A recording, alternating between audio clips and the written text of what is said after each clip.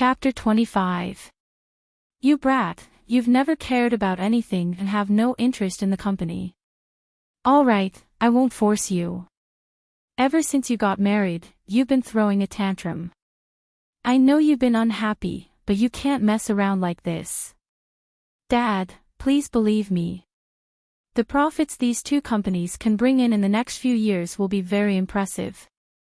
Ji Hongwen was about to say something when he paused.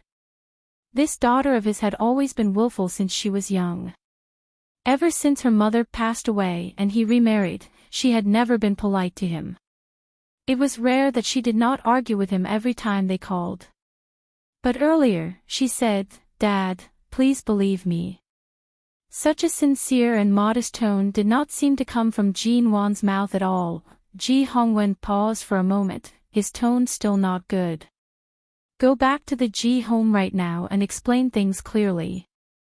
I'll send a driver over to pick you up. There's no need to pick me up.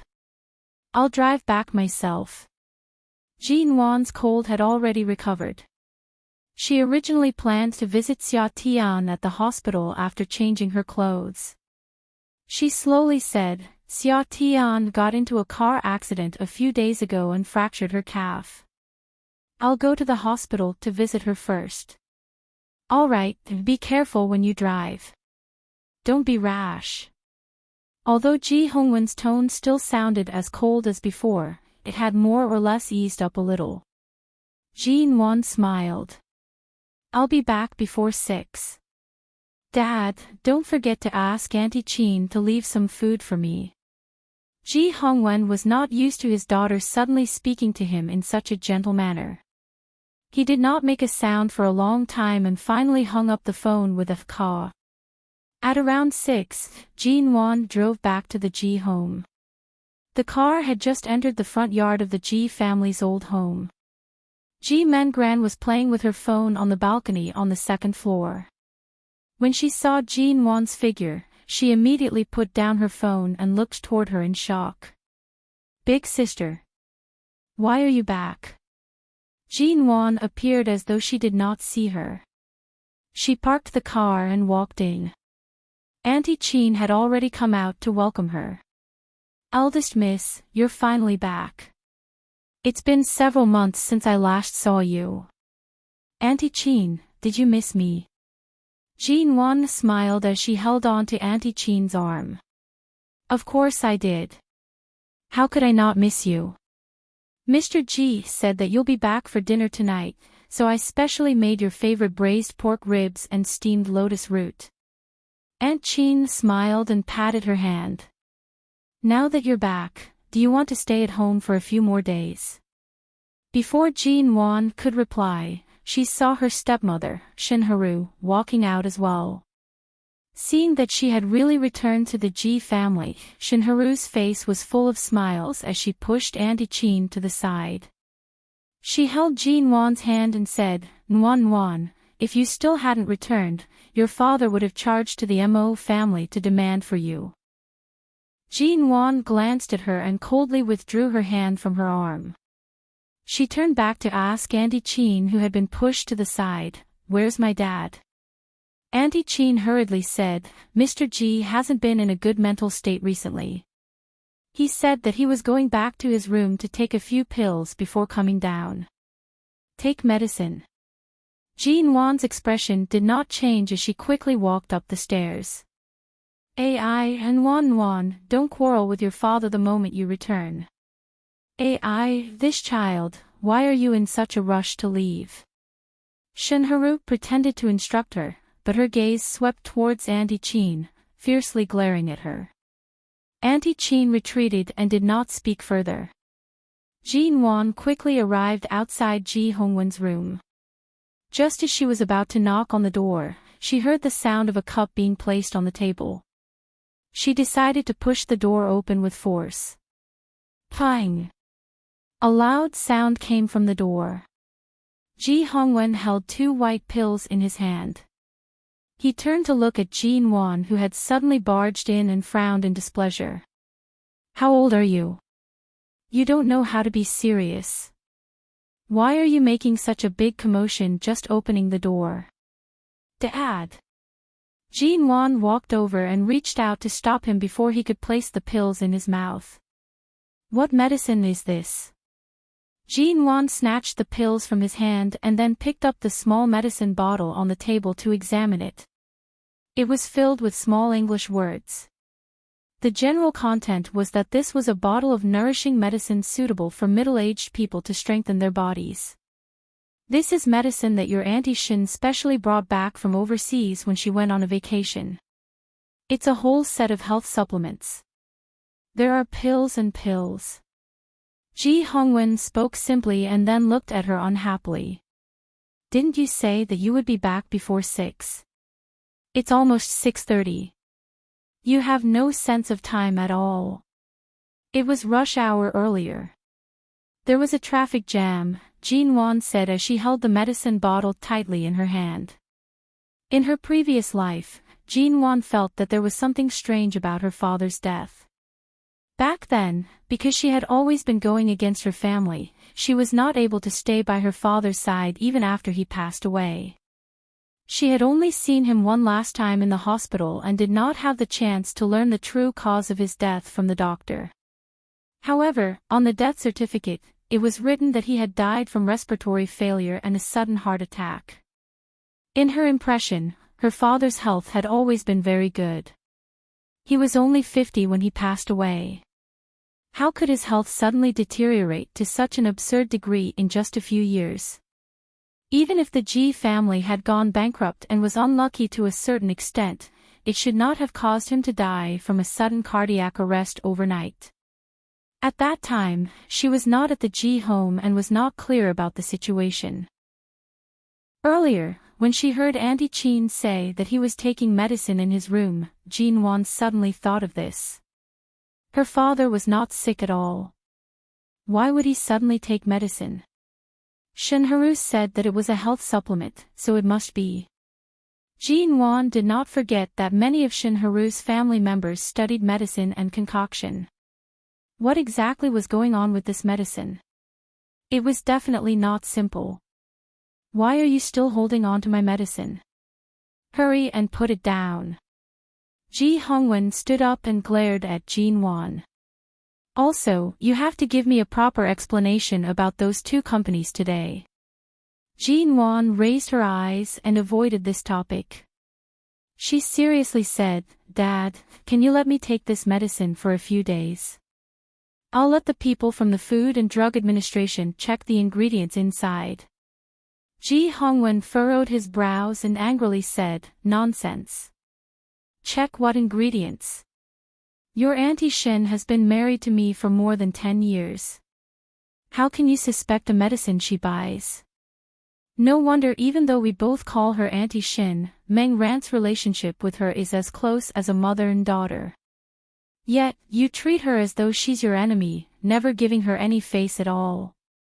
The room door was suddenly pushed open. Ji Meng Ran gently pushed the door open and stood there. She stuck her head in and obediently asked, I just passed by and heard the commotion inside. Dad, big sister just came back, and you two are already quarreling again. It's none of your business. Get out. Ji Hongwen glared at the door. Ji Meng Ran made an "oh" sound and gently closed the door. Although her father had yelled at her, Ji Meng Ran was not affected in the slightest. Instead, she gloated as she walked away. Chapter 26. Aunt Chin and the Ji family servants had already prepared dinner. When Ji Hongwen came downstairs, Shinharu and Ji Mengran saw his cold and stern expression. He didn't even look at Jin-won who was behind him. Seeing this scene, Ji Mengran took the opportunity to speak up.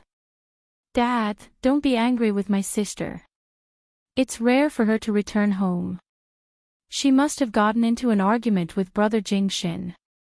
Why don't you just let her stay at the Ji home tonight? Anyway, even if she returns to the Yu garden, brother Jingshin might not be there. What's the matter again? Ji Hongwen glanced at Jin-won behind him. It's been half a year. When will you stop thinking about divorce? Jin Wan looked toward Ji Mengran. Very good, he was going to attack her as soon as he arrived. Ji Mengran knew that her divorce was the fuse of the conflict between her and her father, but she still brought it up. Shinharu did not speak but glanced at Jin Wan. She knew that Jin Wan would always make a fuss because of Mo Jingshan's matters. She did not speak and calmly waited to watch the show. Dad, I came back this time to apologize to you. Before she walked to the dining table, she reached out and took Ji Hongwon's arm. I was too capricious in the past. I didn't know that everything you arranged for me was the best. I always went against you. I'm really sorry. Ji Hongwon's expression faltered as he looked at her in astonishment. They actually didn't quarrel. Jin Wan actually apologized. Ji Mengran and Shinharu did their best to conceal the shock in their eyes. How was this possible? In the past, I was too stubborn. After marrying Jingshan, I kept throwing a tantrum because I was unhappy. But after all, a person's heart is made of flesh. After a long time, you will realize the good in each other. Now, I don't want a divorce, and I've decided to live a good life with Jingshan. I won't let you worry about me anymore. As Jin Wan spoke, she sat down with Ji Hongwen and suddenly turned to look at Ji Mengran. Actually, I've already mentioned this idea to Mengran a few days ago, right, Mengran? Ji Mengran froze for a moment when the topic was suddenly directed at her. Jin Wan had indeed said this before. Ji Mengran had been lucky enough to think that she had given up on the divorce because she had lost her mind for a moment, and she had never told her father about it. Ji Mengran couldn't lie in front of her and could only smile. I left in a hurry that day and almost forgot about it. Sister did say that. She said she had thought it through and didn't plan to divorce again. Ji Mengran suddenly brought herself up. Ji Mengran couldn't lie to her. Jin Wan smiled at her. It looked like they shared a deep sisterly love and smiled at each other tacitly. However, Ji Mengran was Ji's smile. Jin Wan smiled at Ji. You believe me this time, right? I really want to be with Jingshan. Jin Wan held on to Ji Hongwen's arm. Her voice was soft and gentle, like a little girl who had always been obedient and acting spoiled. Jin Wan had never acted coquettishly since she grew up. The softness in Ji Hongwen's heart was touched, and his anger immediately lessened. All right, it's good that you know Jingshan is good. After marriage, two people need to get used to each other. It's not too late for you to think things through. If there's any conflict between the two of you, just tell the family. Don't always throw a tantrum, and don't always be so immature, understand? I understand, Dad. Jin Wan leaned her head on his shoulder. I apologize for the wrong things I said and did when I was stubborn in the past. Please don't be angry at me anymore, okay?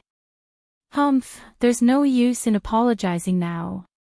Let's not talk about anything else. Don't think that you can easily get away with the matter of those two companies. I'll explain this matter to you later.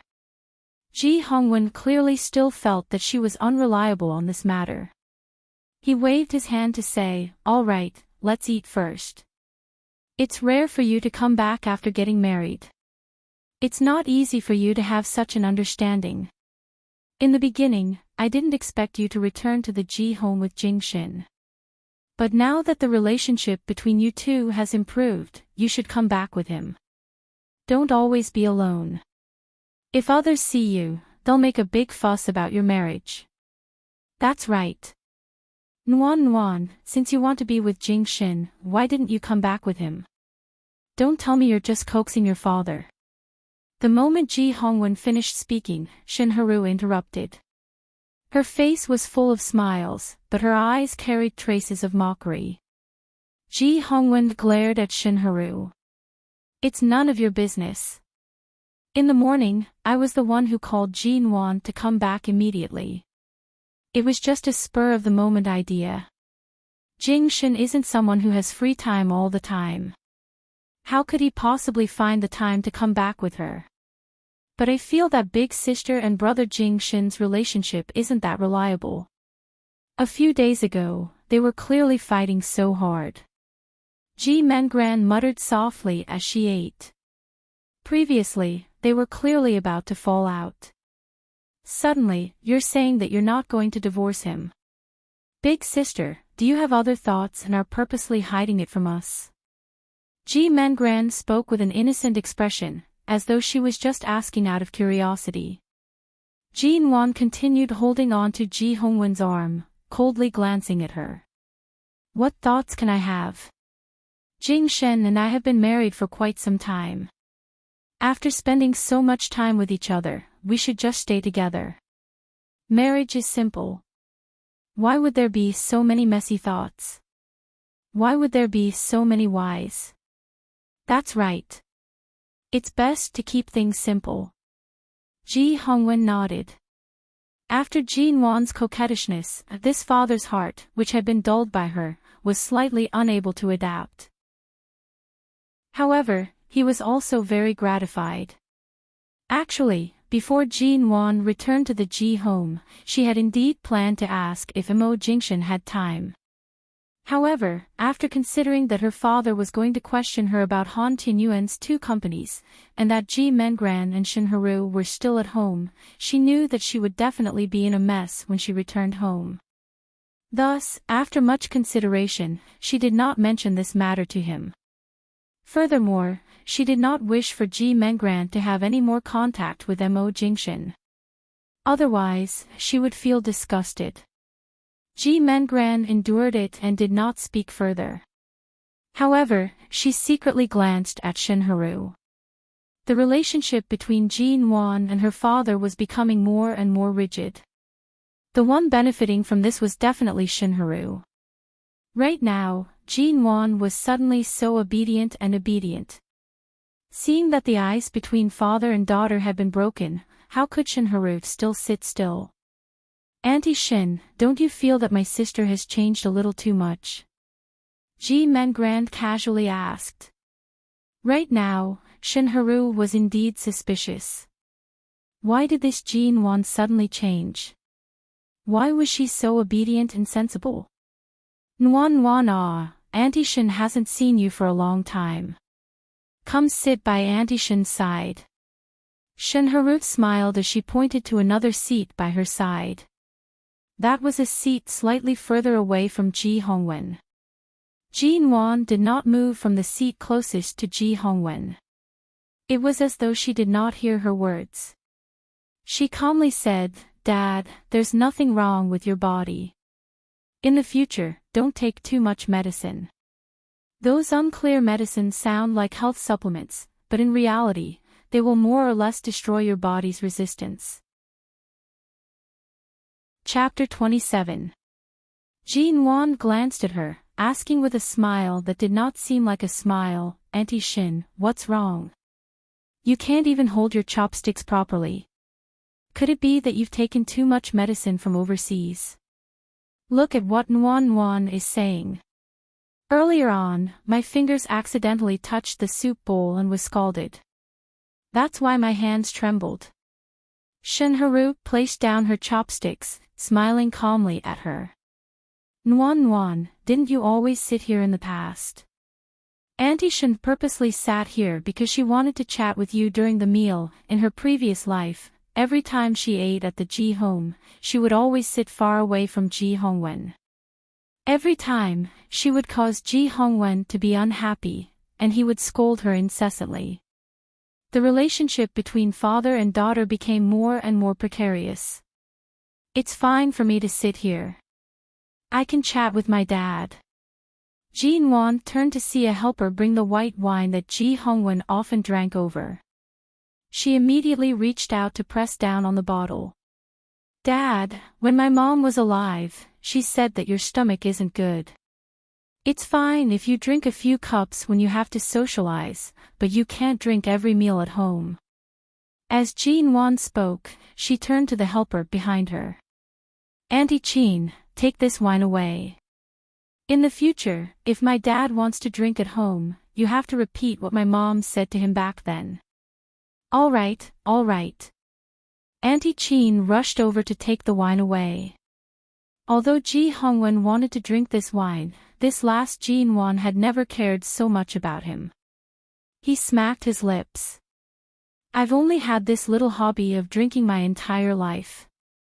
You even have to care about this. Aren't you clear about your own body? With your constitution, you can clearly live to 100 years old. Do you really think you'll be happy just because of a few mouthfuls of wine?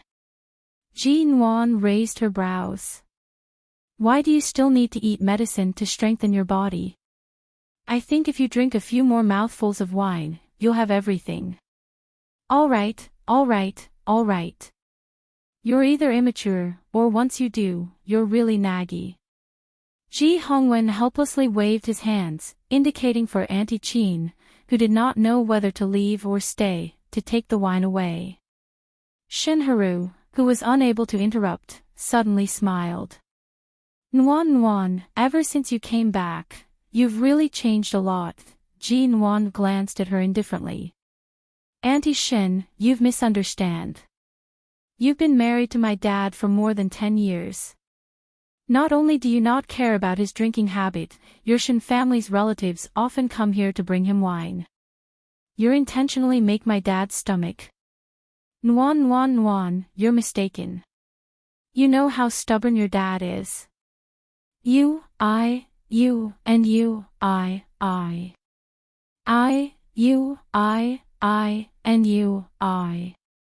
Shin, you. Hera. You. G. Shin, I'm not right. You. G, and she. G, not. Jin Wan coldly curved her lips. Oh, you don't advise him to drink less, but advise him to take more medicine. I remember that Auntie Shin's family is a medical family. You should know that taking medicine is not good for your health. Shen. Haru. Shen. This Jin Wan was indeed strange. In the past, even if Jin Wan did not like her stepmother, she was too lazy to care about Ji Hongwen's matters. She was always alone at home and would not use such words against her. Let's eat. Hurry and eat. Nuan, don't argue with your Auntie Shin the moment you come back. Ji Hongwen stared at the table without a single bottle of wine. He resisted the urge to call Auntie Chin back and picked up his chopsticks. In the past, when Jin Wan was in the Ji family, he and Jin Wan were the ones who started the conflict. Usually, Jin Wan did not even look Shinharu in the eye. Jin Wan suddenly picked on Shinharu. As the head of the family, Ji Hongwen could not stand the women's roundabout bickering. Shinharu smiled. That's right. Nuan's words are full of sarcasm. I'm really not used to it. She's always been so direct with her words. I'm already used to it. Dad, I'm reminding Auntie Shin to take care of your health. How is this bickering? Aren't I doing this for your own good? Jin Wan looked at him with a sincere expression. You're unhappy with just a few words of concern. Ji Hongwen's lips trembled. All right, the problem lies with me. In the future, I'll just drink less. Seeing this father and daughter pair up one after another, Shinharu was so angry that she clenched her fists under the table. Originally, she had wanted to use this opportunity to have Ji Hongwen lecture Jin Wan a few more times.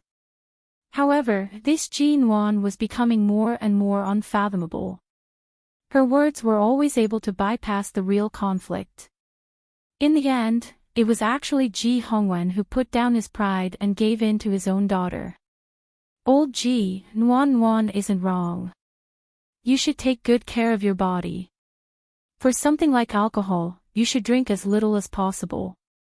Shinharu's expression, which had been on the verge of losing control of her anger, suddenly changed into a smile and said gently.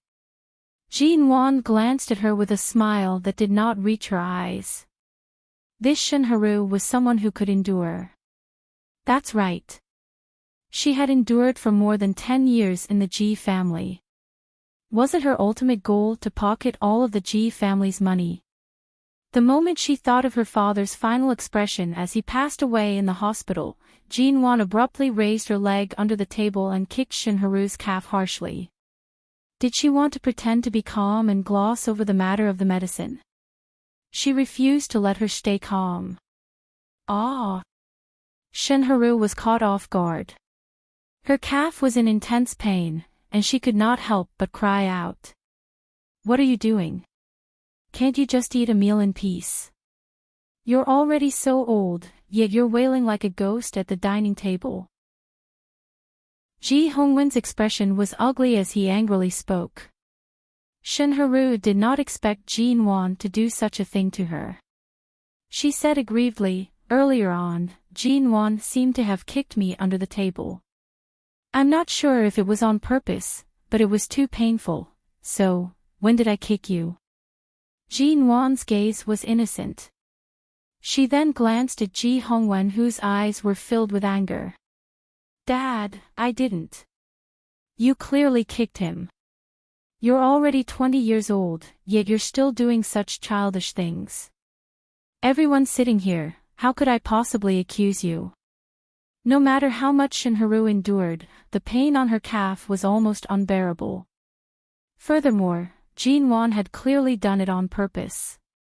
She had kicked the most obvious part of her calf.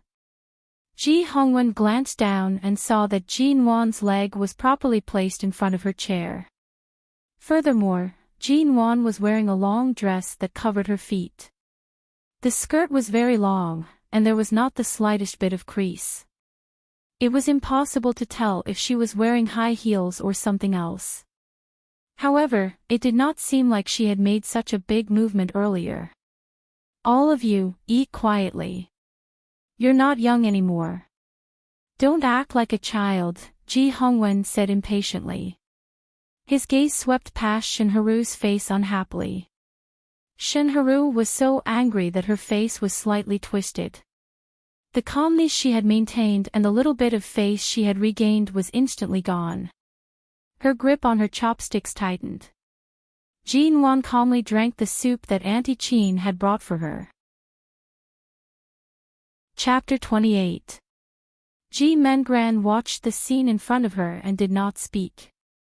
She slowly ate her food, but her gaze would occasionally land on Jean Wan. It seemed like she had to change her strategy in the future. Brainwashing Jean Wan to stay away from Mo Jingshan and then think of ways to divorce him would most likely not work. Dad, drinking more soup is good for the body. Jean Wan personally scooped a bowl of soup for Ji Hongwen and placed it in front of him. Ji Hongwen saw that Jean Wan had really changed a lot and felt comforted in his heart. This child was so full of ideas now. Could it be that she really had some plans for buying Han Tianyuan's two companies? Everyone had their own thoughts during this meal. After the meal, Jean Wan was about to call the Yu Garden when Ji Hongwen called her to the study. Speak, what's going on with those two companies? You're my, Ji Hongwen's, daughter. If you make a fool out of yourself, you'll be throwing my face.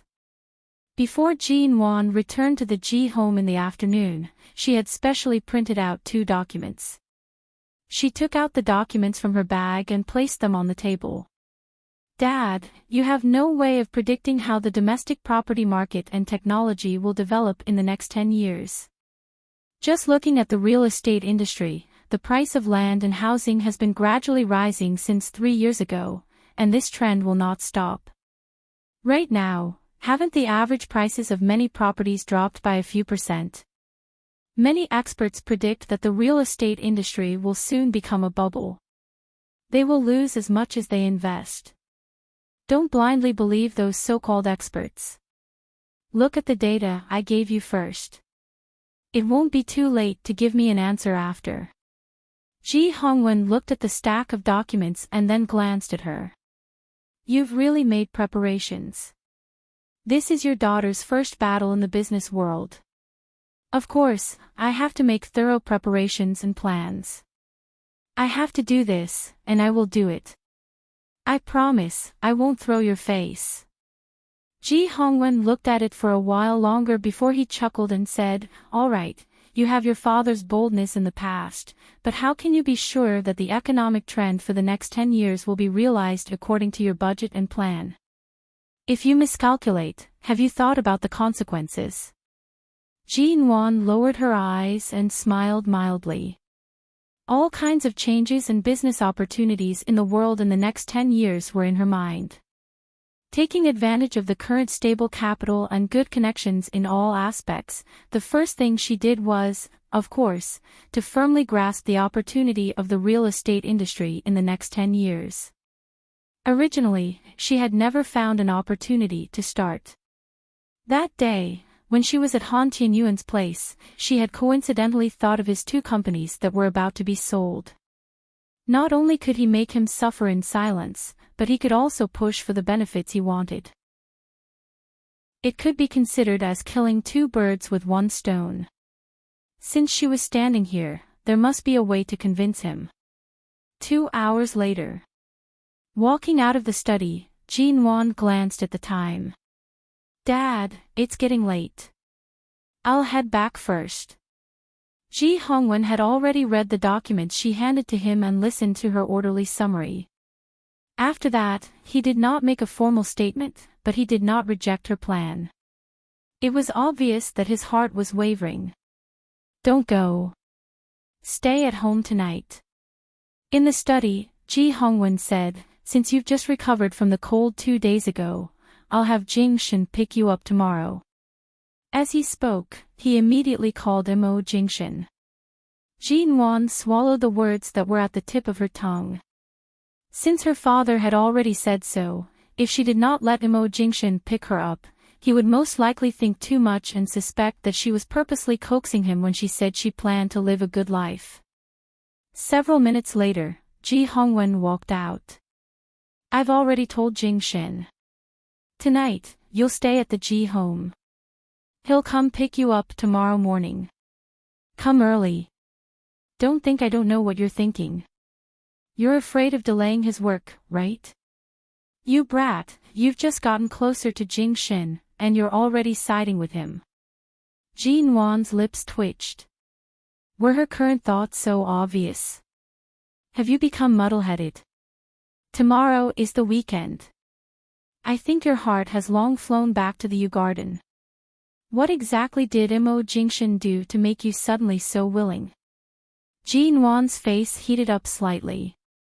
"Dad," seeing her blush, the boulder in Ji Hongwen's heart finally fell. This time, she was truly sincere. It could be said that his heart was filled with comfort. If she had really caused his favorite son-in-law to disappear, and if they really divorced, who knew which girl would end up taking advantage of him in the future? Just thinking about it made his heart ache. "Regarding Han Tianyuan's 2 companies, I can give you a chance to test the waters, but I have a condition." "What condition?" "Within half a year, if you're unable to earn back this investment with interest, then you'll have to obediently continue learning financial management." The meaning behind his words was that if Jean Wan was unable to earn back this money with her own abilities, she could only obediently guard the family's company. He would not give her any chance to start her own business. Ji Hongwen's personality had always been stubborn. For him to relent this time was actually not easy. Jean Wan was silent for a moment before nodding. "All right." At night, Jean Wan was in her room. She laid on the bed, tossing and turning, unable to fall asleep. Half a year, 30 million yuan. Earning back the investment with interest was actually not as easy as it was made out to be. 10 years ago today, there was a period of stagnation in the country's real estate industry. There was even a slight drop. Although it did not drop by much, it continued to rise crazily in the next few years.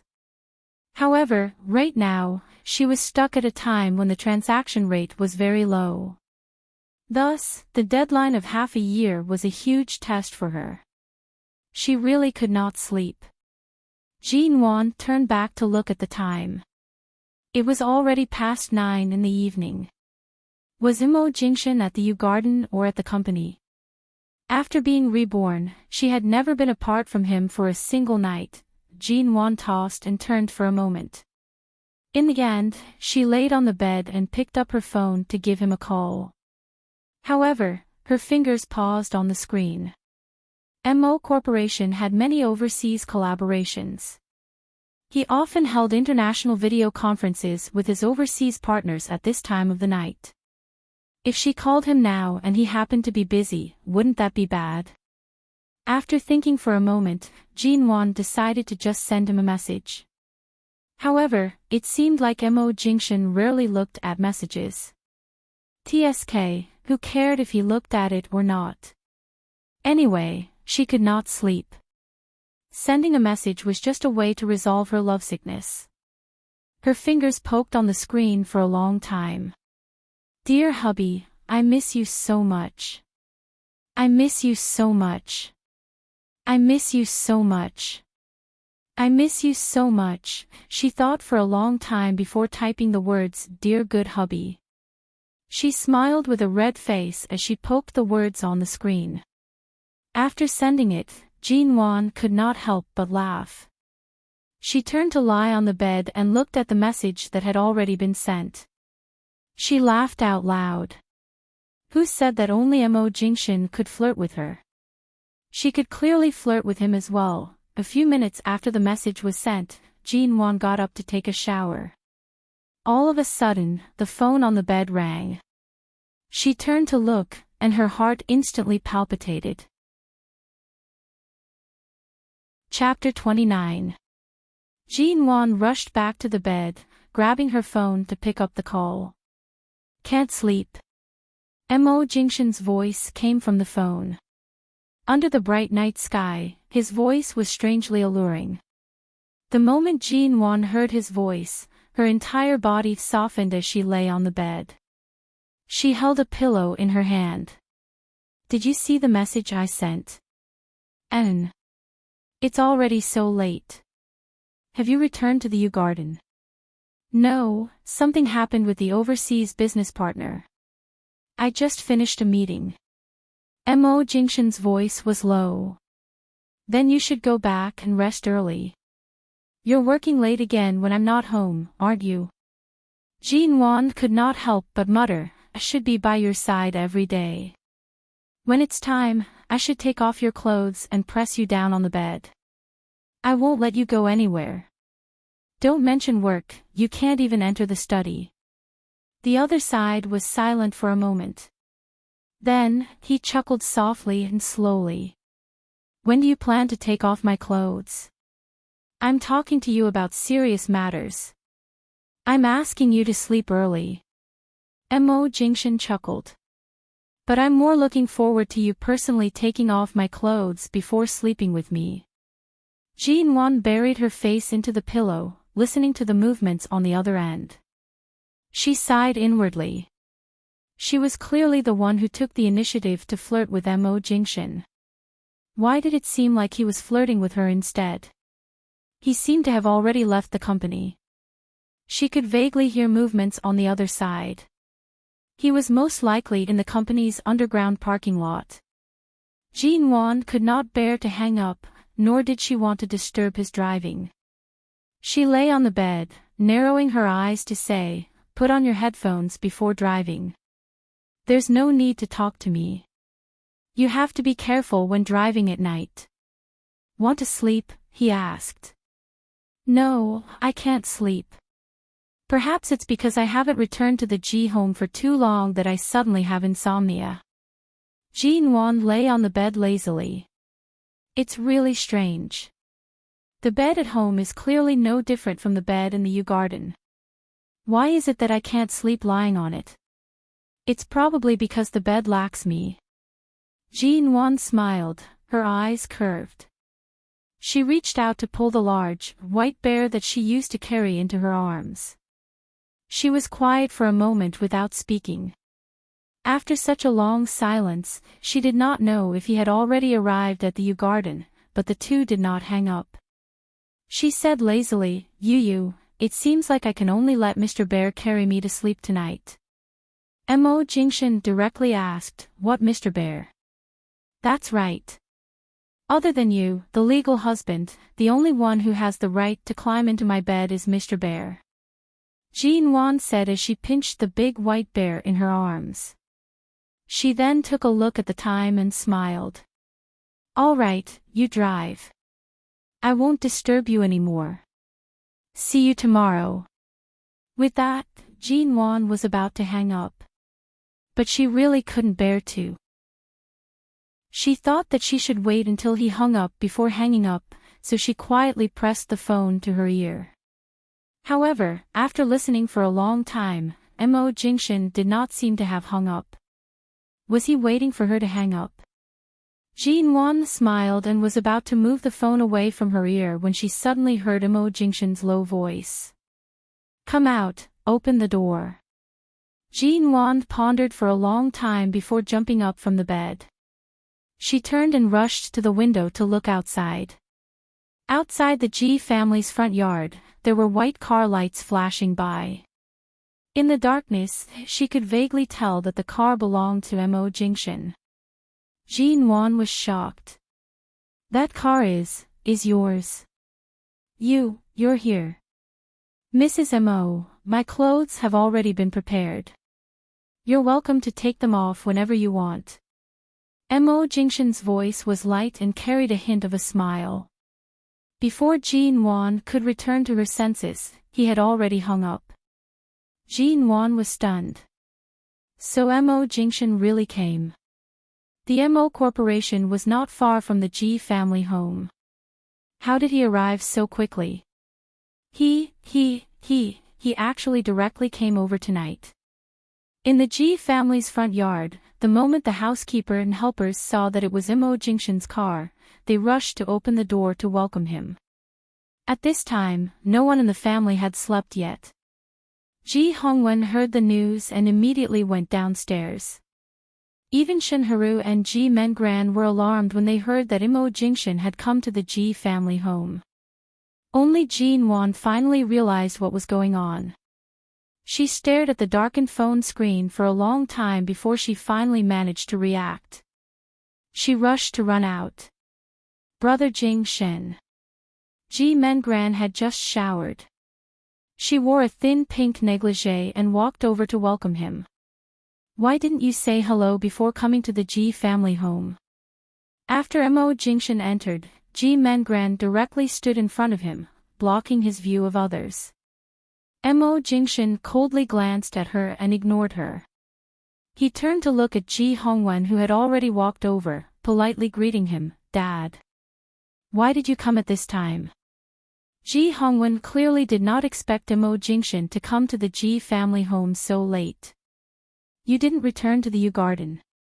Did you come directly from the company? Mo Jingshan directly walked in, his gaze deep and quiet. The company is not far from here. Jean Wan is here, so I came directly on the way. Yeah, Wan only returned to the Ji family for a night. CEO Mo, you can't bear to part with her. Shenharu interrupted, her tone slightly strange. She really could not understand where Jean Wan, that little brat, got her fortune from. Not only was she able to successfully marry someone like Mo Jingshan, she was even cared for so much by him. After seeking death and asking for a divorce for more than half a year, she was still Mo Jingshan's wife. The moment Jean Wan came downstairs, she heard Shenharu's unkind tone. As expected, this woman would put on a different face in front of her when she was not around. Since you're here, you should rest first. Auntie Qin, go call Jean Wan down. Ji Hongwen was currently in a good mood. Both his daughter and son-in-law were here. It was truly a rare sight. Auntie Qin nodded. She was about to head upstairs when she saw that Jean Wan had already come down. Eldest Miss, Mr. Mo is here. Auntie Qin smiled at her. I know earlier on, we were on the phone. Jean Wan did not hide anything. She headed downstairs and headed over. The first person she saw was Mo Jingshin wearing a black trench coat over his well-fitted suit. This man, how could he be so handsome? Even a simple trench coat could look so good on her. Before she could meet his gaze, she heard Ji Mingran's voice forcefully interject. Brother Jingshin, it must be very cold outside tonight, right? It's already been many days since autumn. Did my sister's cold spread to you? Don't just focus on work. You have to take care of yourself. Mo Jingshin coldly and indifferently made an N sound. From start to finish, his gaze did not land on Ji Mengran. Instead, it moved past Ji Mengran, who was blocking his way, to look at Jean Wan who was walking over. His brows were handsome as he stood there, calmly looking at her. However, his gaze was only focused on her. Chapter 30. Why did you suddenly come? You scared me. Jean Wan walked forward, circling around Ji Mengran to stand by his side. Mo Jingshin held her hand, lowering his eyes to look at her. Your hands are so cold. And, it's a little cold tonight. Earlier, I forgot to turn on the air conditioner. It's good that you're here to help me warm my hands. Jean Wan smiled as she spoke. In the blink of an eye, she looked like a spoiled wife. Brother Jingshin, tonight. Ji Mengran was still excited that Mo Jingshin would come to the Ji home. No matter how they ignored her, she still wanted to speak to him. Ji Hongwen suddenly coughed, clearing his throat heavily. His expression was ugly. Mengran, look at what you're wearing. Jing Shen is your brother-in-law. Why did you come down wearing so little? At this moment, everyone noticed that Ji Mengran was wearing a negligee with straps. It was a style that was close to those sexy pajamas. It was thin and short, revealing a large portion of her shoulder and collarbone. Even her chest was faintly discernible. The lower half of the skirt could barely cover a small portion of her thighs. It could not be any shorter. Earlier, his attention was focused on Mo Jingshin. Now that he had clearly seen what Ji Mengran was wearing, Ji Hongwen's expression was as black as the bottom of a pot. Dad, I was preparing to sleep earlier. When I heard that Brother Jingshin came, I immediately ran out. Ji Mengran was trying to explain when a thin coat was suddenly thrown over her head. She tugged the coat off her head, turning around to look at Jean Wan. She realized that this was the coat Jean Wan had worn when she came downstairs. Put it on. You might not be cold, but we all feel cold just by looking at it. Jean Wan's tone was calm. Thank you, sister. Ji Mengran could not find anything else to talk about. Her eyes secretly glanced at Mo Jingshin.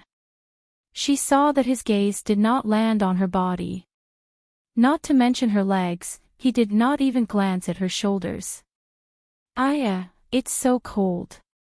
Jean Wan suddenly shivered. I didn't expect it to be so cold after taking off the coat. Dad, it's getting late. You guys should go back to sleep. Jing Shen and I are going back to our room. Brother-in-law has just arrived. Sister, you're already dragging him back to our room? Ji Mengran muttered. Ji Hongwen glanced at Ji Mengran. So much. Hurry up and get dressed. Seeing that everyone was standing there, Auntie Chin took the initiative to say, why don't I go to the kitchen and cook a few bowls of supper?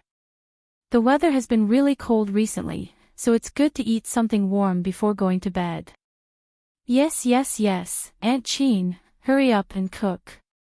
Ji Mengran turned around and raised her hand in agreement. You guys go ahead. I've eaten too much tonight. I'm not hungry right now.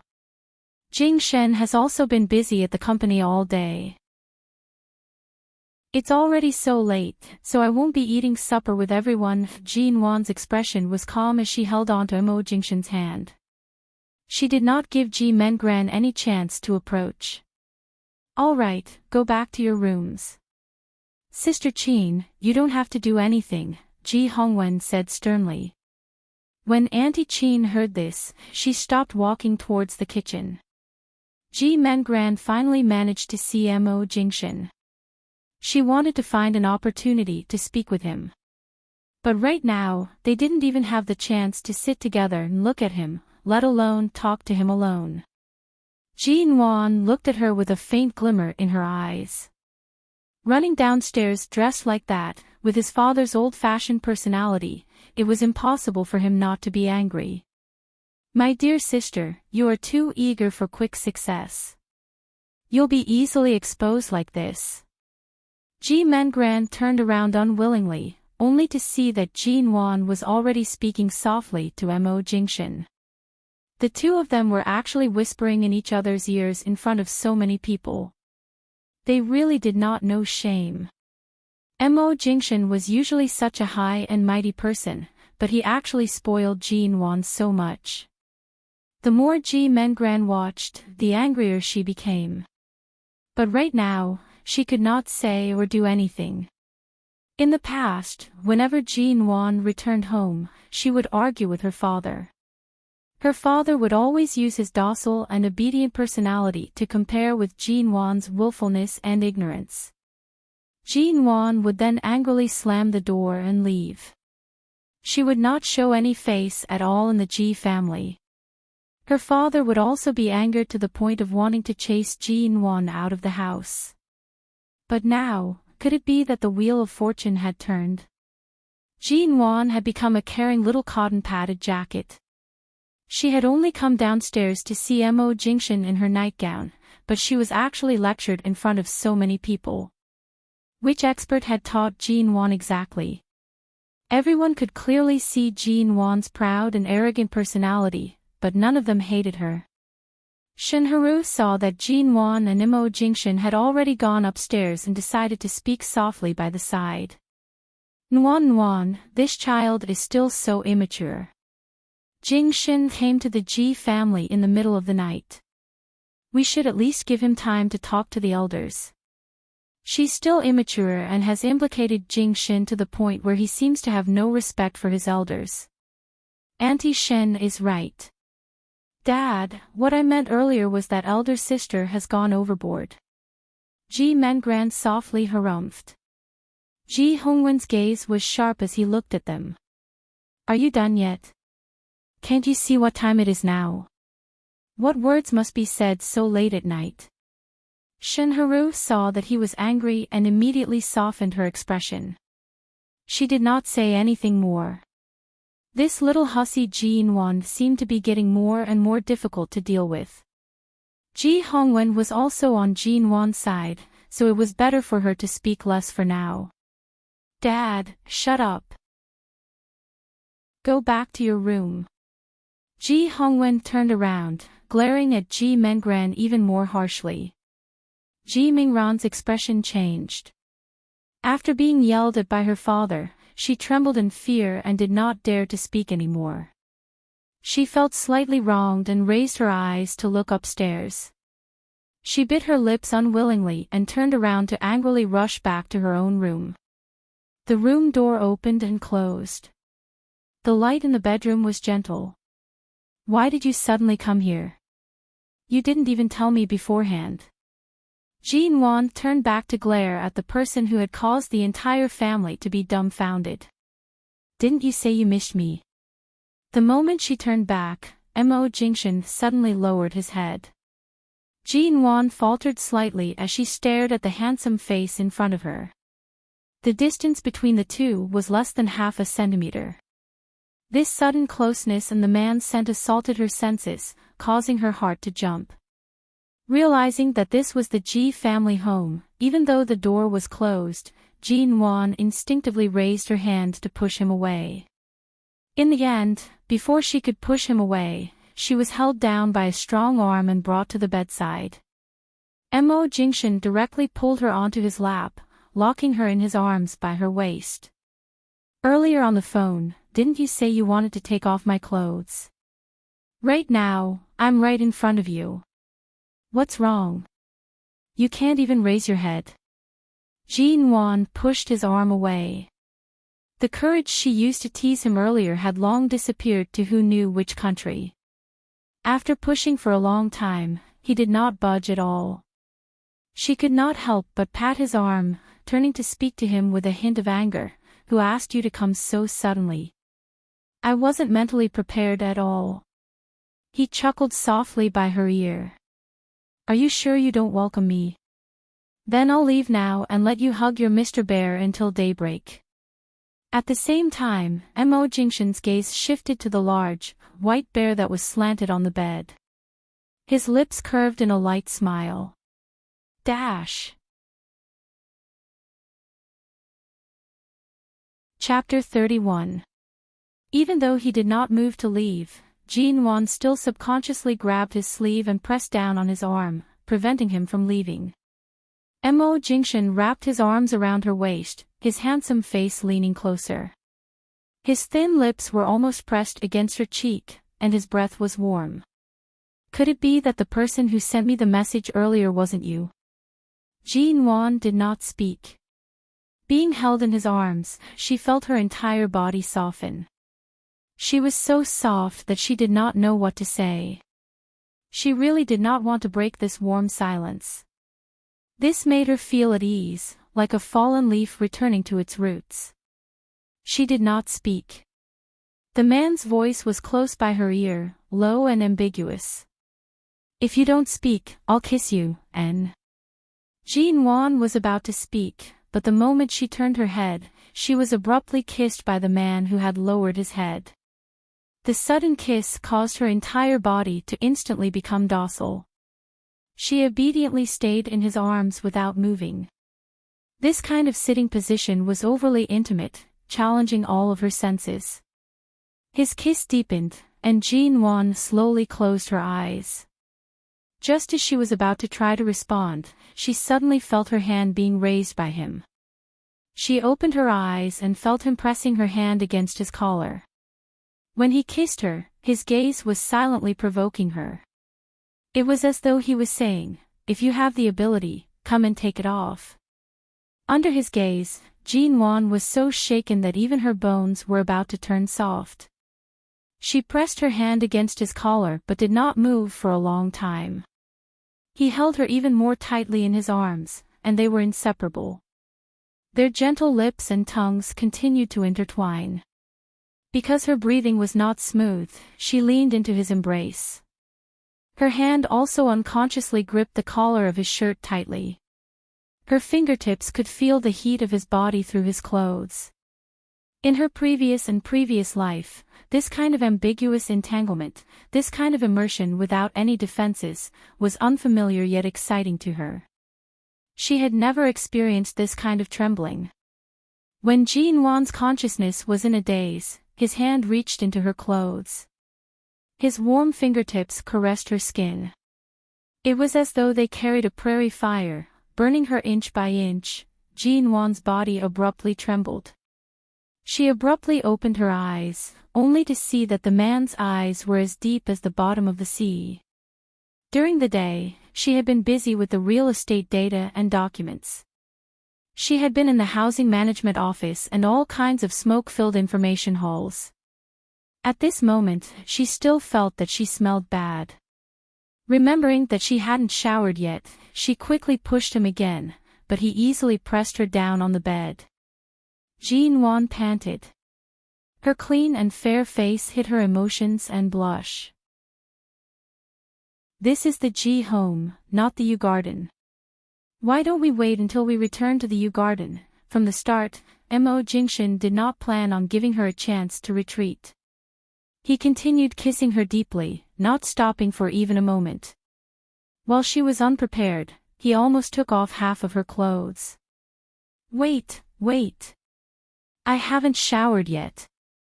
Ji-won's hair was disheveled, and her cheeks were red. She could no longer control the frequency of her breathing. She struggled slightly. Let me take a shower. I'll be done immediately. I'll definitely be done soon, Yu. Because of her bashful and timid gaze, Mo Jingshan felt an undercurrent rush down his body. His black eyes seemed to be burning with fire, and he pressed her back into the soft blanket. The man's hoarse voice caused her heart to tighten. Who is the only one qualified to be on your bed? I'll give you a chance to say it again. The great Mo Corporation CEO was actually bickering with a large, white bear to this extent. Jean Wan tilted her head to avoid him.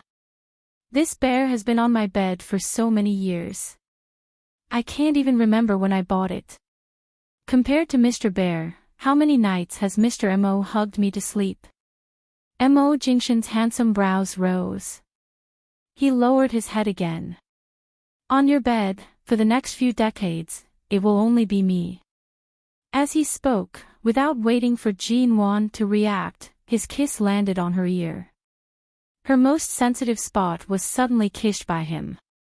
Jean Wan felt as though her scalp was about to explode. Her mind went blank. Mo Jingshan, in any case, she did not really intend to be a tortoise. It was just that he came too suddenly, and she was not mentally prepared.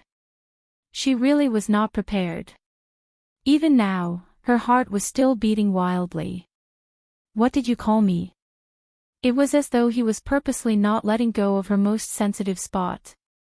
His low and hoarse voice pressed against her ear as though he was threatening her. Jean Wan pursed her lips. Her eyes were dark and filled with arousal. He even brushed his warm breath against her ear, causing her to tremble in his embrace. She could not even speak. What did you call me? His voice was dark and hoarse as he asked in a low voice. Jingshan. Jean Wan could no longer think calmly. She could not even form a complete sentence. She could only subconsciously respond to his forceful question. This answer seemed to be unsatisfactory to him. His hand moved up her clothes. Jean Wan's entire body instantly tightened. She looked up at him as though she had been electrocuted. However, she saw that the man's deep gaze was fixed on all her expressions. Under his gaze, her willpower, which wasn't very strong to begin with, gradually weakened.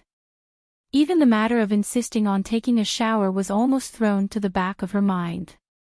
Hubby, such a soft and velvety voice, to a man, was like a drug that stimulated everything. The scorching kiss moved from her ear to her snow-white neck, and then to her collarbone. Dotted and dotted, he gently kissed her.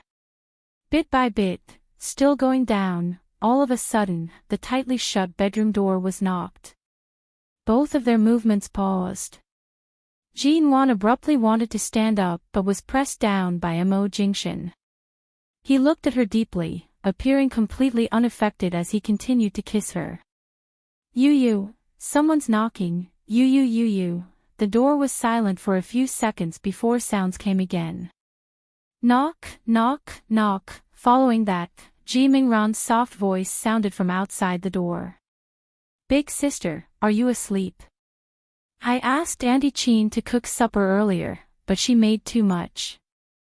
I can't eat so much, so I brought some out for you. Brother Jingshan has been busy all night. You shouldn't have eaten much, right? Open the door. I'll bring the supper in. Jean Wan turned to look at the door.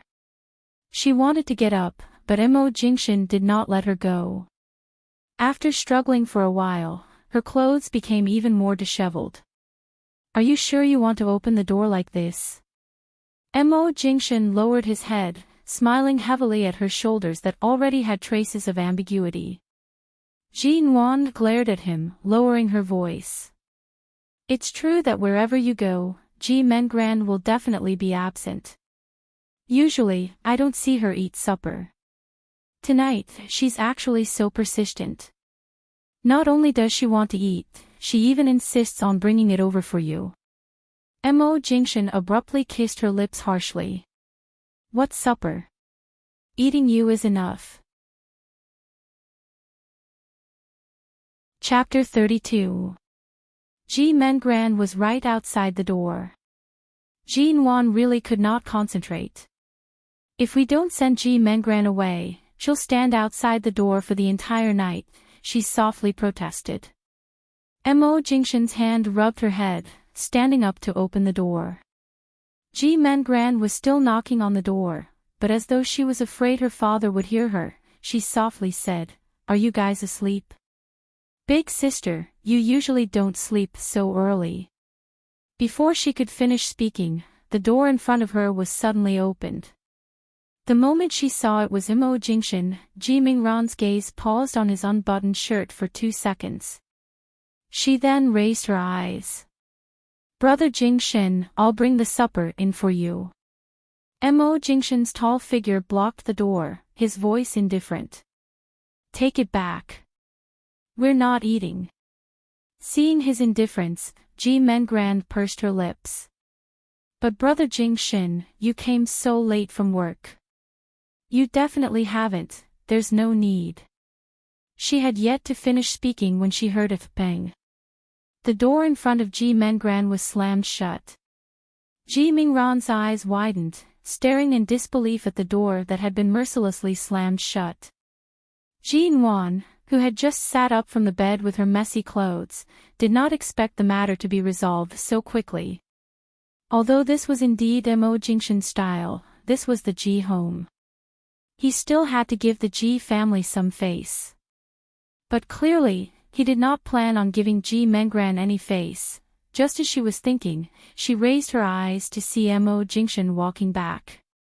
The moment Jin Wan saw his eyes that were as deep as the sea, she immediately jumped up from the bed. She grabbed the big white bear on the bed and threw it at him, turning to escape to the bathroom. "I'm going to take a shower." Mo Jingshan caught the bear she threw. He then glanced at her fleeing back view and sighed with a smile. He threw the eyesore big white bear to the side. Ji Mengran wanted to knock on the door, but the room was too quiet. She raised her hand and put it down. Her fingers that were gripping the bowl were turning white from the force. A moment later, she gritted her teeth and returned to her own room. She threw the supper in her hands into the trash can and threw the bowl away as well. Jin Wan lingered in the bathroom for half an hour before leaving with a towel wrapped around her. Walking out of the bathroom, she held a towel to dry her hair with one hand and pressed down on the towel wrapped around her chest with the other, subconsciously afraid that it would fall. As she walked, she glanced at the person by the bedside and saw that he was looking at an old photo album by her bedside. "What are you looking at?" She wiped her hair until it was no longer dripping and walked over. Mo Jingshan placed the album down. She lowered her eyes to see the photo of the family of 4 from more than 10 years ago. At that time, Shinharu had not interfered. At that time, the Ji family was happy and blissful. "This is my mother." She glanced at her. "Isn't she beautiful?" Mo Jingshan's voice was low, but even so, his voice was pleasant and magnetic. "From this photo, you don't look much like your sister since you were young." "That's right. Although Meng Ran and I are blood-related sisters, we don't look alike at all." Jin Wan curved her lips. "It's not just that we don't look alike. I don't even look alike to my mother. If it weren't for the fact that Dad has always favored me the most, I would really suspect if I'm really their biological daughter." Mo Jingshan suddenly glanced at her. The moment she met his dark and deep eyes, Jin Wan was affected by the faint hint of a smile on his face. She subconsciously lowered her head to look at the towel on her body. It did not seem like there was anything exposed. My hair isn't dry yet. I'll go dry it." She turned around. However, before she could take 2 steps, the man easily pulled her back and pushed her onto the bed. Jin Wan reflexively wanted to get up, but Mo Jingshan's hand was already on her waist. His left hand landed on the other side of the bed, trapping her under his body. His voice became increasingly deep and seductive. Did you think I would let you off again and again? Her long hair was slightly damp. It was thick and soft, spreading across the bed like seaweed. Because of his position, her cheeks became redder and redder. Her heart began to beat faster and faster. Jin-won moved her lips, wanting to speak. Mo Jing, the man did not give her another chance to speak.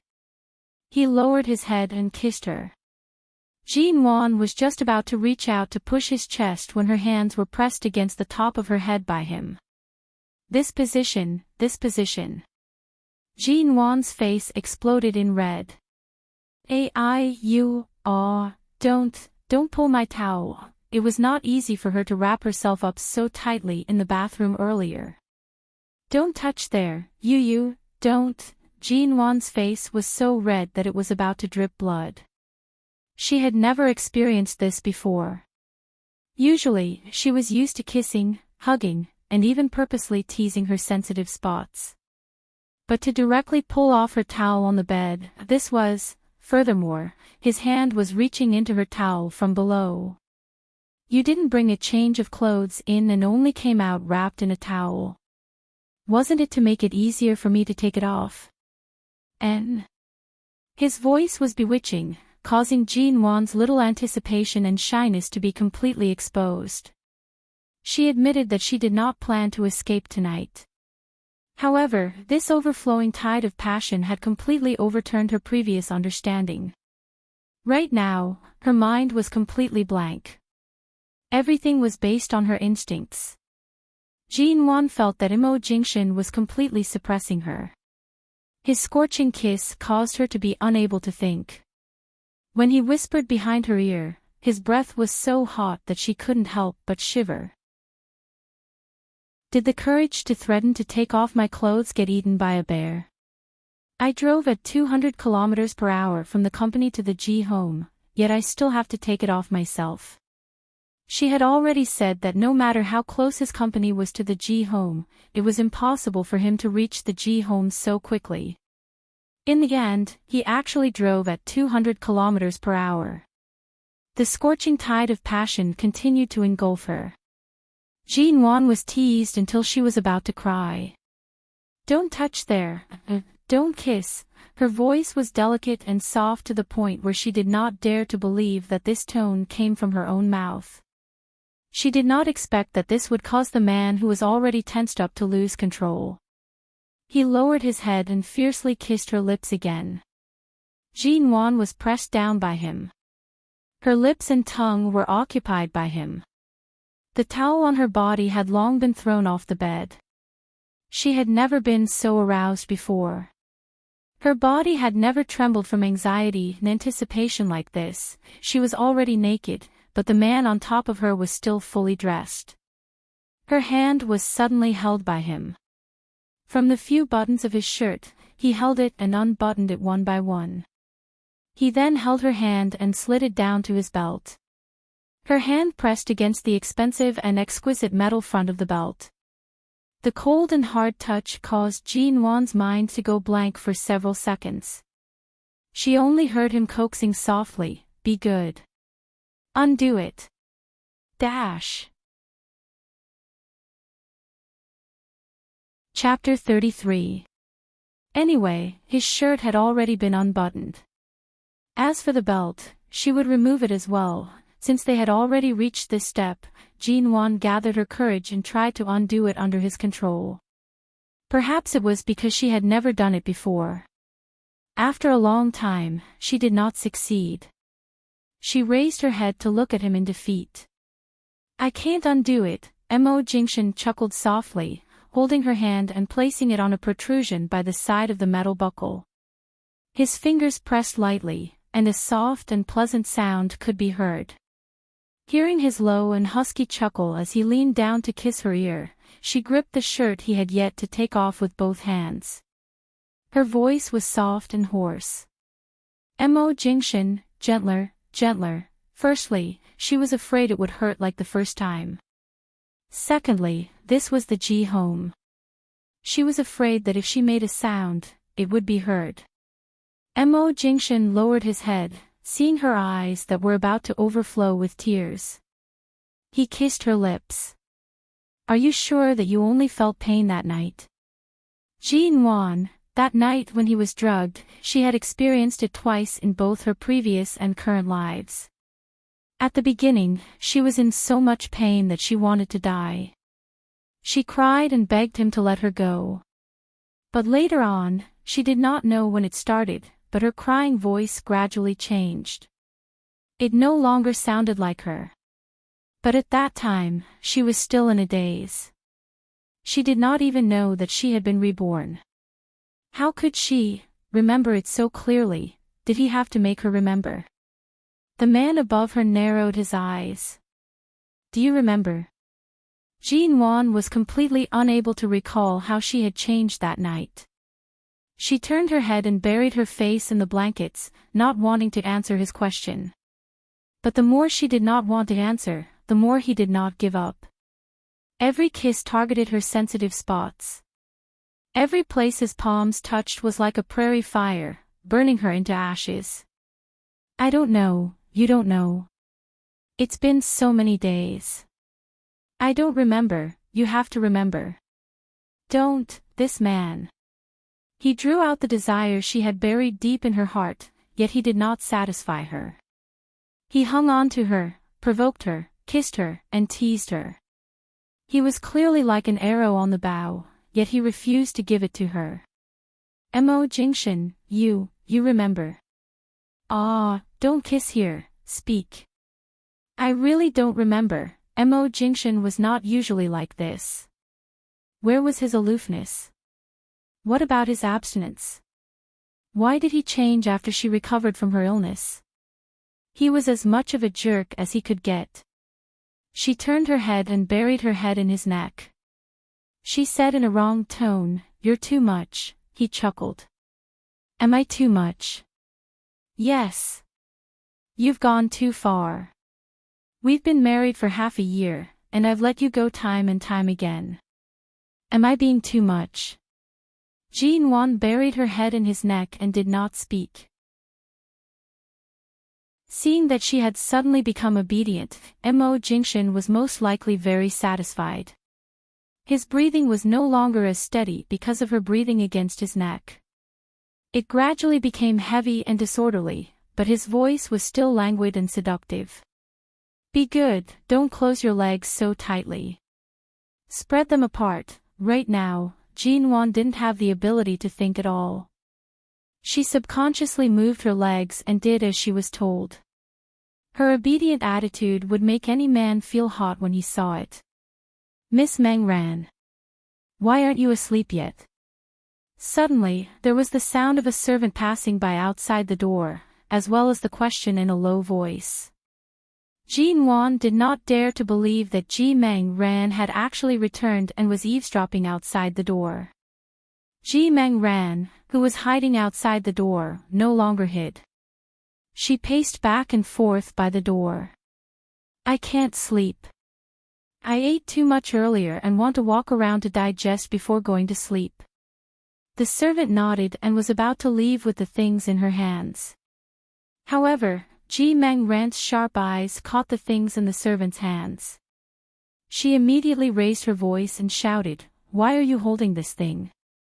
This is something that Brother Xing gave to my sister.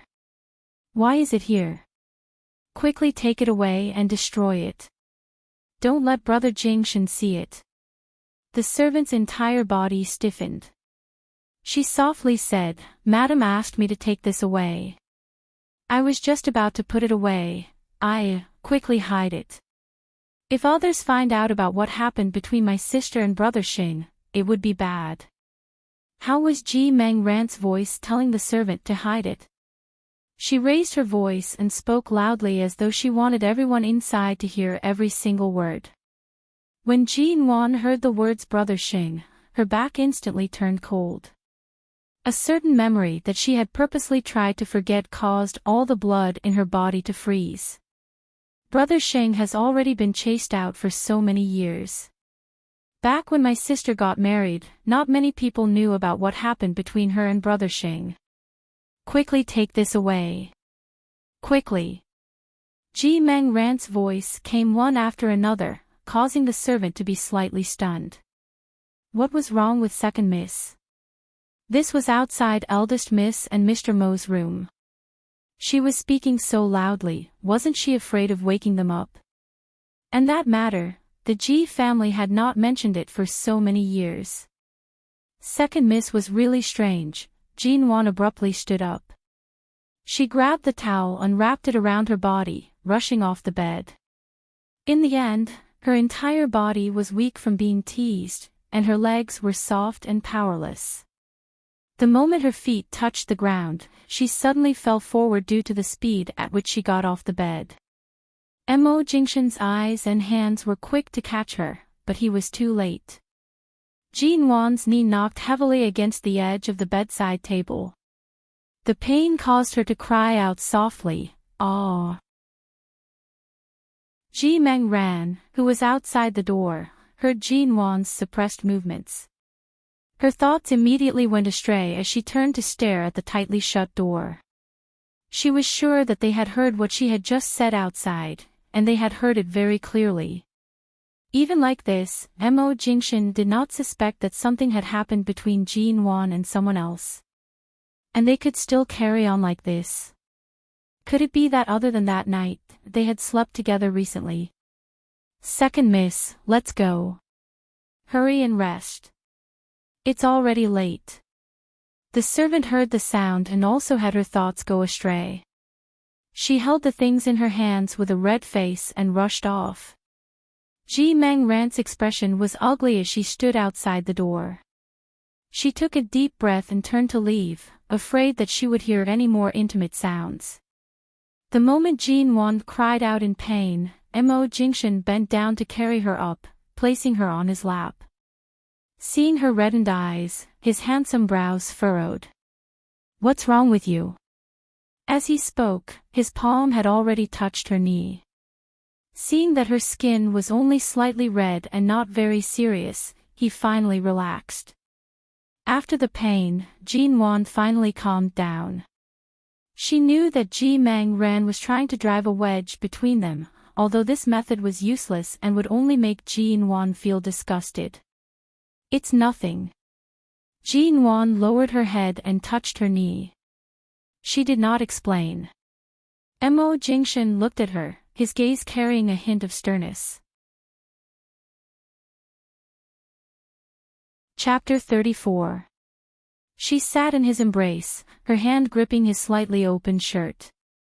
The moment her gaze landed on his chest that was still very warm, she tilted her head against his shoulder and used her hand to poke at his collar. Meng Ran said earlier, before he could finish his sentence, the hand that was wantonly moving around his collar was caught by him and pressed down. Mo Jingshan rubbed her slightly damp head. "Marriage is based on trust. I won't ask, and you don't have to explain." Jean Wan's heart trembled. She suddenly felt that everything was worth it. Jean Wan's hair had yet to dry. Mo Jingshan's fingers moved through her hair and finally sighed softly. "Where's the hairdryer? Dry your hair." Was he finally going to let her blow dry her hair? Jean Wan blinked at him and pointed toward the white glass cabinet by the bathroom. "It's over there." Mo Jingshan placed her down and covered her naked body with the blanket. He then got up to help her get it. Jean Wan grabbed the towel by the bed and shrunk under the blanket. She barely managed to wrap the towel around herself and rushed off the bed. She did not plan on letting him dry her hair again. If he continued to spoil her like this, she was afraid that in the future, she would not be able to take care of herself. "I'll do it myself." The moment she ran to his side, she reached out to snatch the hairdryer. Mo Jingshan was tall and had long legs. He lowered his eyes to glance at her and raised his hand. Jean Wan could only stand on her tiptoes and try her best to reach up. After stretching for a long time, she still could not grab it. She glared at him. "Give it to me, aw." She jumped up as she spoke. After jumping twice, she noticed the meaningful smile in the man's eyes. Jean subconsciously rushed to press down the towel that almost fell from her chest. Mo Jingshan, when you're not being serious, you're really too annoying. She could not help but mutter under his slightly amused gaze. She rolled her eyes at him and turned to leave. Her waist was abruptly pulled back by him. He then pressed her down on the single-seater sofa by the bathroom. I'm only being serious to you, and you're feeling wronged. Jean harumphed but did not move. Who asked him to be so tall? In front of him, her 165 centimeters tall figure was completely dwarfed. He was clearly using his height to bully her. The sound of the hairdryer rang in her ears. His actions were natural and considerate as he helped her dry her hair.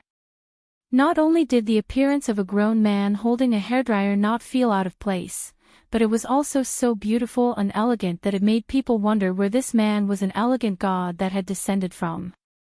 The creator was really amazing, he could put all the perfection on one person. If you continue to spoil me like this, you'll turn me from a little wild dog on the grassland into a spoiled little Pekingese. Jean closed her eyes and snorted angrily, but she appeared a little innocent. Don't move. The man's voice was low and soft. Jean gently. Jean tilted her head and glanced at him, but he pushed her head back. Sit properly.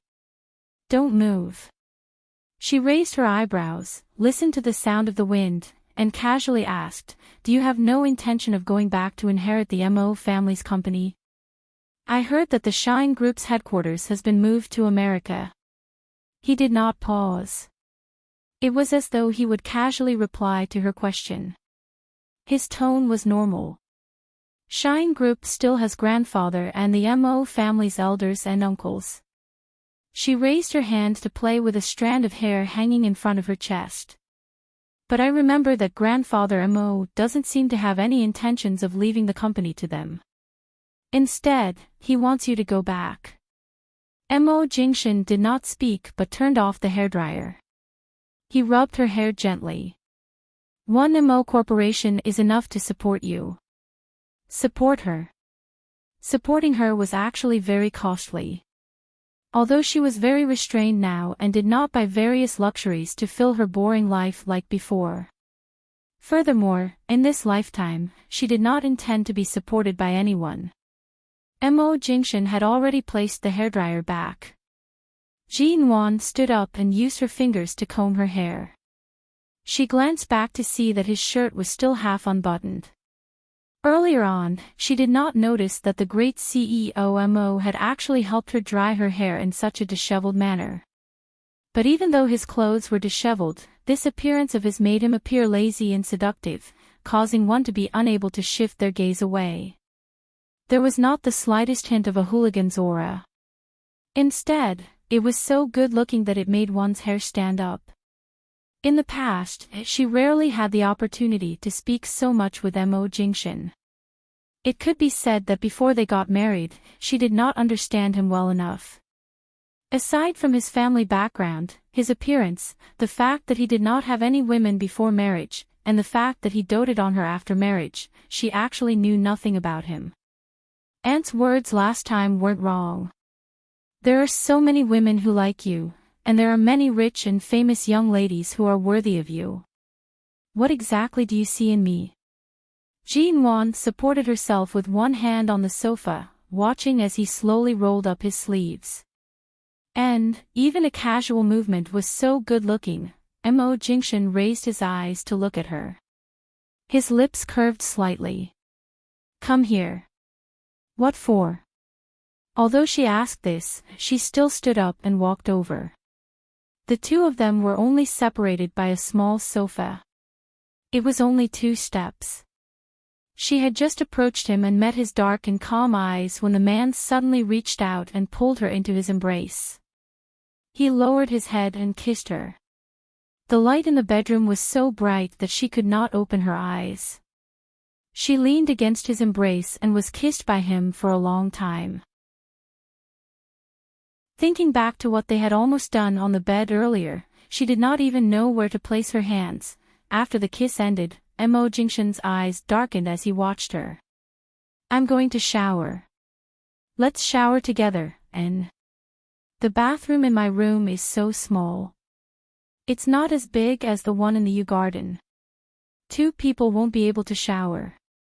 Besides, I just showered. Jingxin did not give her any chance to refuse.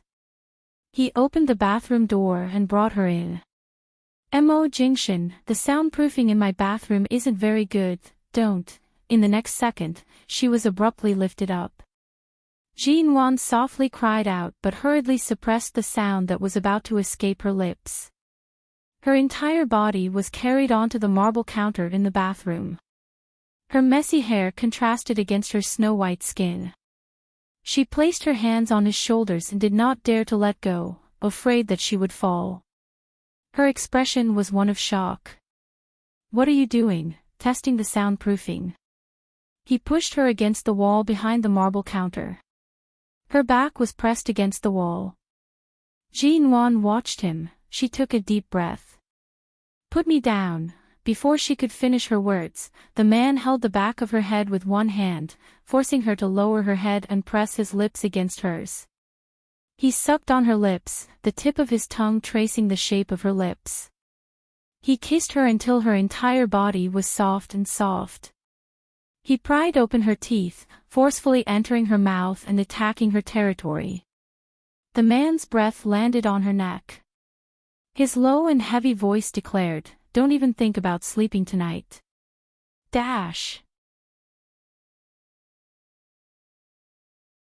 Chapter 35. The next day, the sky had just brightened when Jinwan was woken up by a knock on the door. She furrowed her brows and tried to turn around, but she could not. Her entire body was held in Jingxin's embrace. Thinking back to last night. Not only was there no shyness on her face, but she was so angry that she wanted to pinch him a few times. He said that she wouldn't be able to sleep tonight, and she really didn't sleep at all. Jingxin, this man, was too vengeful. Just because of Ji Mingran's words last night, when the two of them were being intimate, she had suddenly pushed him away. He bore a grudge against her. After that, he brought her into the bathroom and kissed her until she was limp. Then, he touched her until she was unable to extricate herself. She was so aroused by him that she almost begged him to fulfill her wish. In the end, he acted as if nothing had happened. He washed her up, carried her out, threw her onto the bed, and hugged her to sleep. He did nothing else. It caused her body to heat up for a long time, and being hugged by him made the heat even more unbearable. No matter how she struggled in his arms, he ignored her and didn't allow her to move. His whole body was on fire, and he had nowhere to put it out. This was worse than being drugged. Jinwan's face was filled with anger. Because of the urgent knocking on the door, she could not stay still in his arms. She tried to sit up but was pressed back down by him. The man did not open his eyes. His handsome face was drowsy and lazy. When she was about to get up angrily, he hugged her and said hoarsely, "It's only 5:30. Would a normal person knock on the door at this time?" Jinwan knew it. Who was it that came to disturb her sleep so early in the morning? Thinking about it this way, he could guess who it was. What a lingering ghost. So Ji Mengran didn't sleep at all last night. Jinwan's mind became slightly clearer. She curled up in his embrace, but because of the torment from last night, she bit down on his chest. Jingxin grunted. He furrowed his brows and tightened his grip on her. "Behave yourself. Don't move." His voice was even more hoarse. She didn't believe that he didn't feel the slightest bit of discomfort when she had been so miserable last night. If they were not in the Ji home, she would have pressed him down on the bed and raped him. The door was knocked even louder. Ji Mengran called out from outside, "Sister. Wake up. The sun is especially bright today. Let's go for a morning jog." Ji Mengran had never been so diligent before and had never taken the initiative to go for a morning jog. She couldn't sleep, so why didn't she consider if others were sleepy? Ji Nuan abruptly sat up. Her movement was too sudden, and Mo Jingxian was caught off guard. He opened his eyes. His voice was calm and low. Looks like it's better if you don't come back to the Ji family in the future. Ji Nuan glanced at the door. Even if she did not have a temper when she woke up, she was so annoyed by Ji Mengran that she wished she could smash the door on her face. Sister, are you awake? Mingran's probing voice sounded from outside the door again. Ji Nuan decided to lie on the bed and pretend she did not hear anything. She refused to believe that Ji Mingran's skin would be so thick that she would ignore the feelings of the rest of the family and continue knocking. As expected, the door was knocked again. Ji Mengran could not hear anything. Even if she guessed that she had been ignored, she could not continue knocking because her father and Auntie Shin had been woken up. What are you doing? It's so early in the morning. Don't you know that everyone is resting? Ji Hongwen furrowed his brows. He walked down from the bedroom on the 3rd floor. The moment he saw Ji Mengran, his expression turned cold. Ji Mengran rushed to take a step back, cautiously whispering, "Dad, didn't my sister just catch a cold a few days ago? I want to go for a morning jog with her to train. Why don't I see you waking up so early? Don't you know that your brother-in-law slept here last night? What's with the ruckus?" Ji Hongwen scolded. At this moment, he was no longer sleepy. He warned her again and directly turned to go downstairs. The room finally regained its silence. Ji Nuan was extremely sleepy and gradually relaxed. She rubbed her head against Mo Jingxian's chest and found a comfortable position to continue sleeping. At around 7 o'clock, Ji Nuan walked down the stairs feeling refreshed. Seeing the people downstairs, she smiled and turned back to call out, "Jingxian, I forgot to bring my phone. Help me get it." Ji Mengran was sitting by the dining table.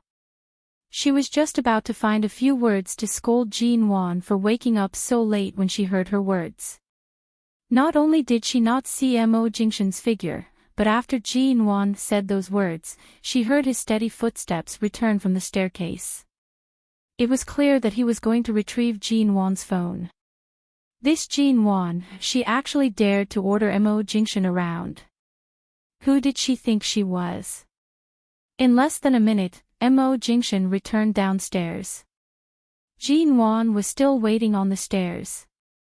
She received the phone from him and blinked at him. "Thank you, hubby." Mo Jingxian's clear, black eyes met her gaze. He calmly curved his lips. "Go eat breakfast. Dad is already waiting." Ji Hongwen watched as the two of them walked down one after another. One was fresh, beautiful, and generous, while the other was cold and handsome, causing one to be unable to shift their eyes away. Ji Hongwen did not seem to mind that they had woken up late. Instead, he smiled and had Auntie Chin bring over the prepared breakfast. "Dad, good morning." Ji Nuan walked to the seat closest to Ji Hongwen energetically.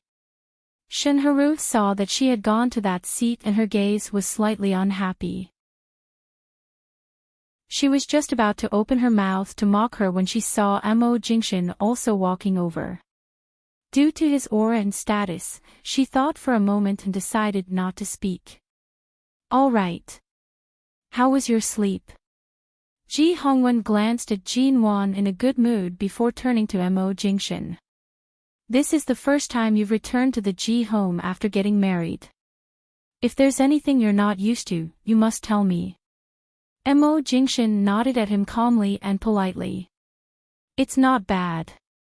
The soundproofing in the bedroom is very good. I couldn't hear anything and had a good night's sleep." Soundproofing? Ji Nuan glanced at him. This man was really black-bellied. Last night, he had already bullied her to such an extent. These words were clearly meant to mock her. She glared at him darkly. Mo Jingshin only chuckled softly. Ji Mengran sat opposite the two of them, raising her eyes to look at Mo Jingshin. Because in the Ji family, Mo Jingshin's brows were not as cold and indifferent as they usually were.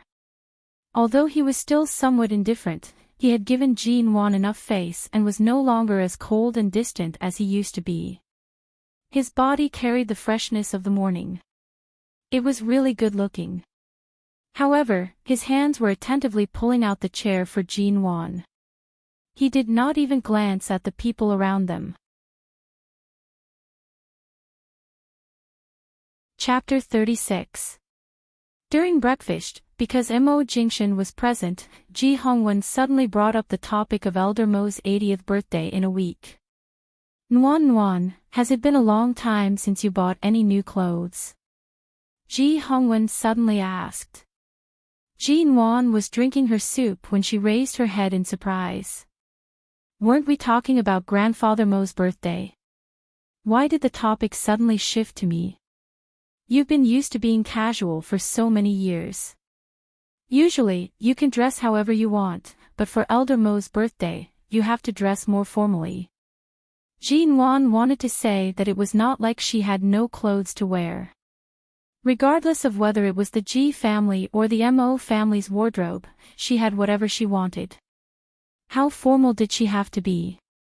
Jing Shen, if you're not busy today, why don't you accompany Nuan to choose a few sets of clothes? Ji Hongwen did not wait for her to speak, turning to look at Mo Jingshin. Mo Jingshin calmly smiled. All right. Dad, I don't lack clothes. Let Jingshin accompany you. Just obediently go and buy some for me. Ji Hongwen once again displayed his authority as the head of the family.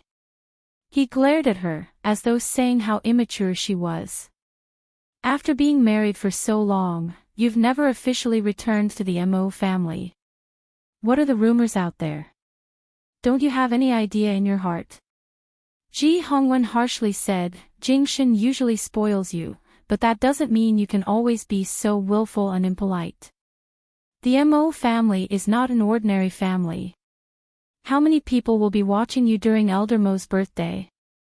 You still have to act the way you should. Jin Wan did not retort.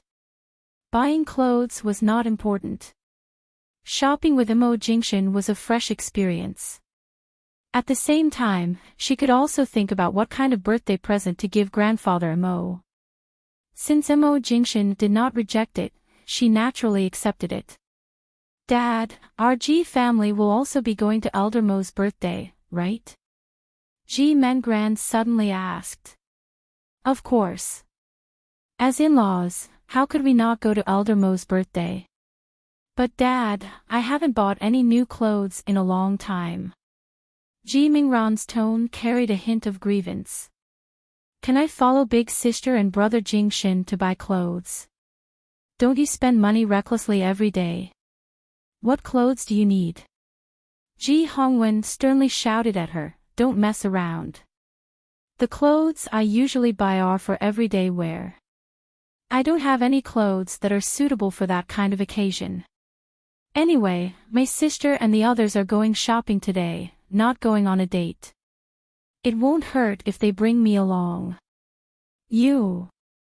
Ji Hongwen was just about to reprimand him. Since Mengran is going to attend the birthday banquet, it's not wrong to let her choose a few sets of clothes. Shen Haru chimed in from the side. These two are your biological daughters. You can't be too biased, right? That's right. Dad, you're biased. Ji Mengran reached out and hugged Shin Haru's arm, acting coquettishly. You don't even love me as much as Auntie Shin. Since Mengran wants to go, let's go together. Jin Wan smiled indifferently. Sis, you're the best. Ji Mengran winked at her. Jin Wan lightly curved her lips. If she wants to follow, then let her follow. When the time comes, it's fine as long as she doesn't regret it. Nuan Nuan, you've really spoiled Mengran too much. Since young, you've always given in to her. Ji Hongwen saw that Ji Nuan did not object and did not continue scolding her. Ji Nuan's lips curved into a cold smile. After all, she's my dearest little sister. If I don't give in to her, who else can I give in to? After spoiling her for so many years and giving in to her biological sister for so many years, she still wanted to snatch her sister's husband away. Many years later, she would even single-handedly push her sister into the abyss of life, causing her to die tragically. Ah! Ji Mengran did not notice Ji Inwan's unfathomable smile. She only focused on Mo Jingshin's direction. Brother Jingshin, in a while, I'll quietly follow you and sister. I definitely won't disturb you. After sister is done shopping, I'll choose what I want to buy, alright? Mo Jingshin's cold brows moved slightly. His gaze lightly landed on her, but he did not reply. The smile in Ji Mingran's eyes froze. He was really too stingy to even say a single word to her. Shinharu tugged on Ji Mingran's hand. Isn't it just going to buy clothes? Mengran, there's no need for you to make yourself feel so wronged. It's rare that you can go out with your sister and brother-in-law. Remember to buy the most expensive and best. Anyway, your brother-in-law's money can't even be used up in several lifetimes. Isn't that right, Nuan Nuan? As Shinharu spoke, she glanced toward Ji Nuan. She was purposely making things difficult for Ji Nuan. However, Ji Nuan did not speak and only smiled. Her expression was as calm as Mo Jingshin, who was sitting beside her. Seeing that she was not the least bit angry, Shinharu raised her brows. She did not say anything more. In any case, no matter what was said, Ji Nuan would not suddenly stand up and throw a tantrum. She would also not make Ji Hongwen unhappy. Right now, Ji Nuan knew when to advance and when to retreat. Who knew what she was planning in her heart?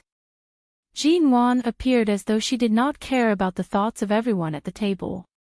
Not long after, she placed down her bowl and chopsticks. Hubby, shall we set off now? Are you full?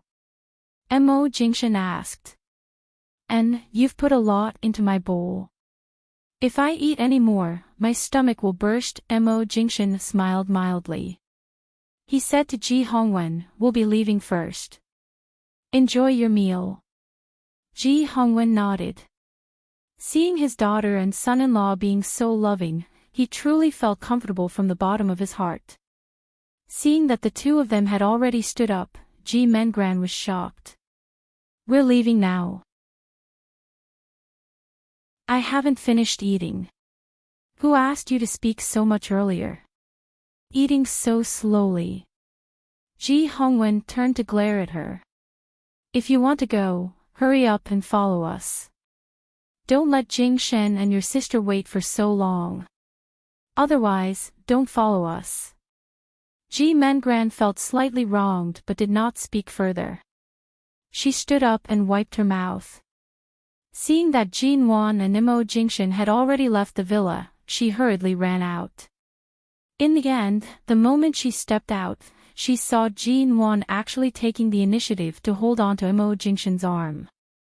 Ji Mengran paused for a moment before quickly walking forward. She smiled and said, Brother Jingshin, didn't you park your car in the villa's front yard? Why did you directly walk out of the main door? Ji Nuan turned back. It's what I said earlier. Today is the weekend, and the traffic will definitely be bad. Driving will take up too much time, so I suggested that your brother-in-law not drive today. Not driving. Ji Mengran was shocked. Then how are we going to go? Of course we'll take a taxi. Ji Nuan's tone was mild. She held on to Mo Jingshin's arm and raised her eyes to look at him. Why don't we just take the public bus? Let's just treat it as accompanying the great CEO Mo to observe the customs of the people. How about it? Mo Jingshan's tone was mild. Up to you. Public bus. Ji Mengran suddenly regretted following them out. She had never taken a public bus in her entire life. Going out with someone like Mo Jingshan, whose net worth could not be easily estimated, yet they actually had to take a 1 or 2 yuan public bus. Was there something wrong with Jin Wan's brain? Ji Mengran bit her lips in anger. She walked up to suggest a different method of travel, but the two of them had already walked far away.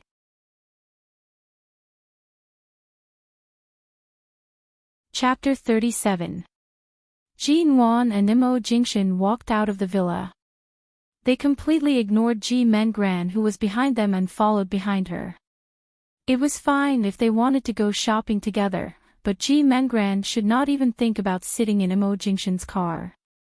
Not only could she not let Ji Mengran sit in the front passenger seat, she could not even sit in the back. She definitely could not let Mo Jingshan's car have the slightest bit of Ji Mengran's smell. When they arrived at the bus stop, Ji Mengran looked at the crowd waiting nearby. They were dressed in expensive clothes, carrying cheap bags that cost 1 to 2,000 yuan, and were wearing unpleasant and tasteless perfume. She immediately hid to the side with a look of disgust. Big sister, should we take a taxi? There are so many people on the bus, and there are so many people lining up here. It's really too crowded. Ji Mengran approached Jin Wan's side and made a final struggle. Anyway, there aren't many stops. It won't be a big deal if we squeeze a little. Jin Wan did not even turn back or look at her. I heard that there are many thieves on the bus, and the smell on these people is also very. She had yet to finish speaking when the bus they planned to take suddenly stopped in front of them. A group of people lined up in an orderly manner. Only 2 or 3 people squeezed up. Mo Jingshan raised his hand to protect Jin Wan as they lined up at the back. The two of them did not even listen to Ji Mengran's words. She saw that Mo Jingshan did not show the slightest bit of disdain. It was likely that he had never taken a bus in his entire life, but he actually lowered himself to line up with Jin Wan. Thinking back to the incident where he personally bought Jin Wan glutinous rice balls, Ji Mengran was so angry that she wanted to vomit blood. Seeing that they had already boarded the bus, she had no choice but to follow up. There were not many people on this bus. At the very least, there were a few seats. However, only 2 of the seats were next to each other. The others were all by themselves, and they were all in the back row. Jin Wan naturally sat with Mo Jingshan in the 2 seats in the front row. The moment Ji Mengran approached, she discovered that there was no seat for her. There are seats in the last few rows, Jin Wan reminded. Ji Mengran had no choice but to go to the back of the bus. However, she didn't expect that there were a few old people who often came out for a walk in the last few rows of the bus. 2 of them were coughing non-stop. The air here was indescribably dirty compared to the front. She stood there for a long time with a look of disgust, considering whether she should sit down or not. Suddenly, a car in front of the bus came to a screeching halt. Ji Mengran couldn't stand still and could only sit down angrily. When the old man saw this young lady, he smiled kindly at her. However, when he saw the disgust and indescribable expression on her face, the expressions of the old men around him immediately turned cold. As for Jin Wan, it was true that she had never taken a bus before. However, in the last few years of her previous life, she was so poor that she could barely afford to take a bus. After saving for so long, the cheap mode of transportation became a habit. She turned to look at Mo Jingshan. Not only did he not complain that there were too many people here, but he also did not seem uncomfortable at all. Even though he was sitting on the bus, his aura was still the same, noble and calm. The sunlight outside the window shone in. This man was really good looking. Taking the bus, are you used to it? Jin Wan leaned close to his ear to ask softly. The man chuckled softly, his tone calm and indifferent. Do you think I've never taken one before? You've actually taken a bus before. Jean-Wan did not dare to believe it.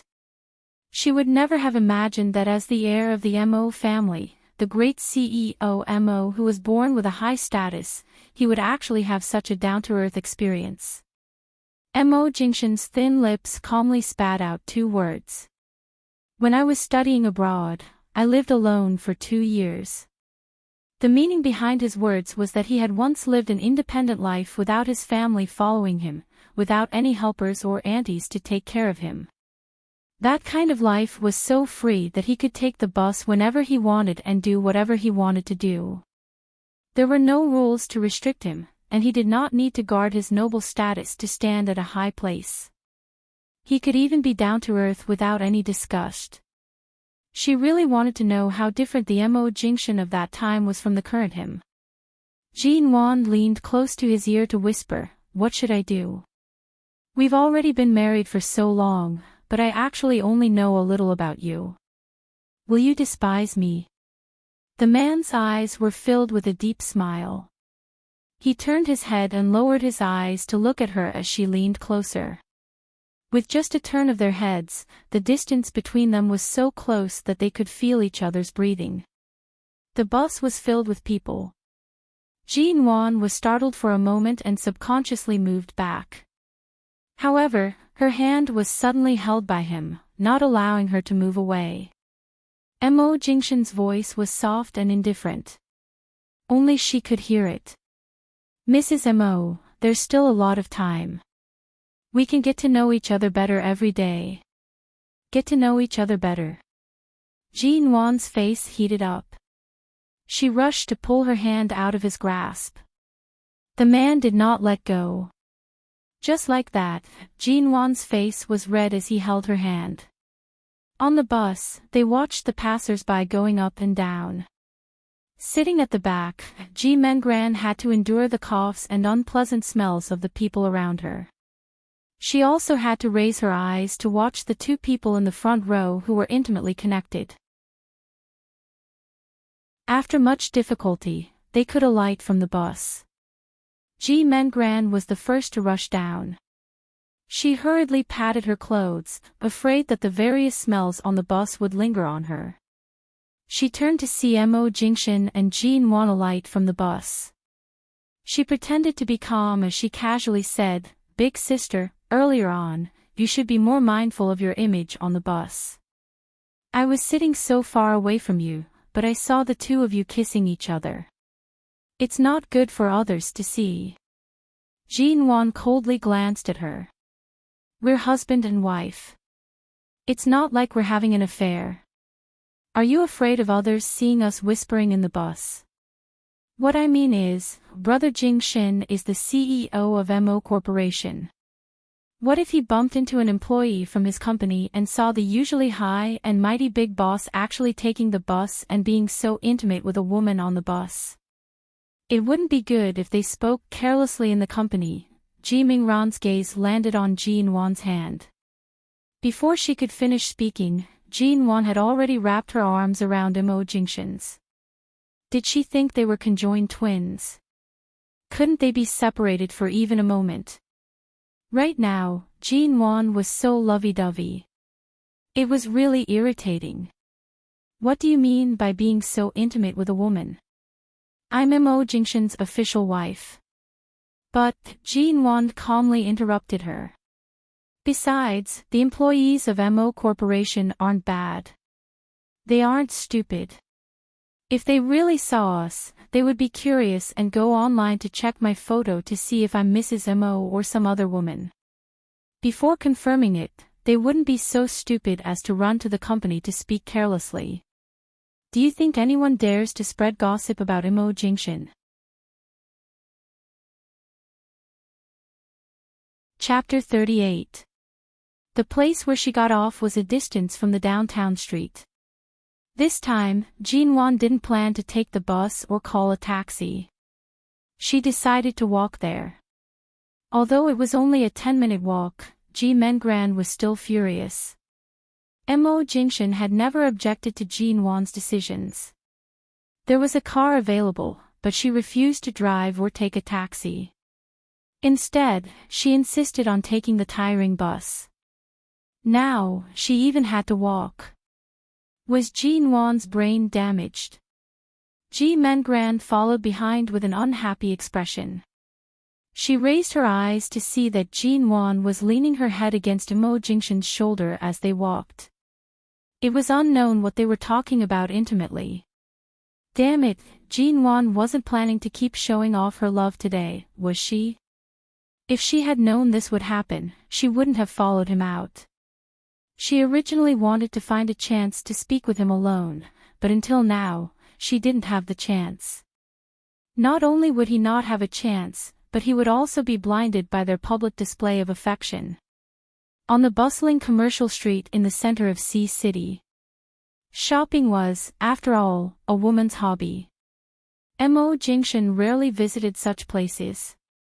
Every time he passed by, he would only take a quick glance in the car. Jin Wan took his hand and pointed at the stores one by one.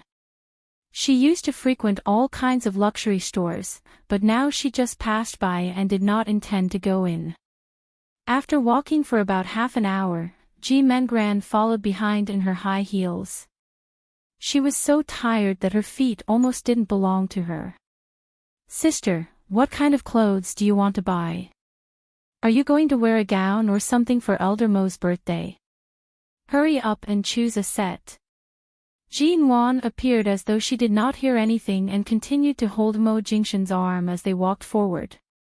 As they walked, she asked Mo Jingshan, "What does grandfather Mo like?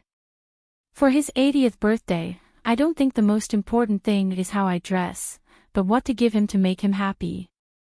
Immediately give him a great-grandson. He'll probably be so happy that he'll live for another 20 years. Mo Jingshan's low voice rang by her ears. Jin Wan glared at him. "I'm not joking with you. I really plan on buying grandfather Mo a birthday present first." Mo Jingshan watched her glistening eyes and chuckled softly. "I'm not joking." Jin Wan did not reply, but her heart was beating wildly for a long time. Just as they were talking about gifts, Mo Jingshan actually brought up the topic of her great-grandson. As Jin Wan continued to walk, she subconsciously stole a glance at her belly.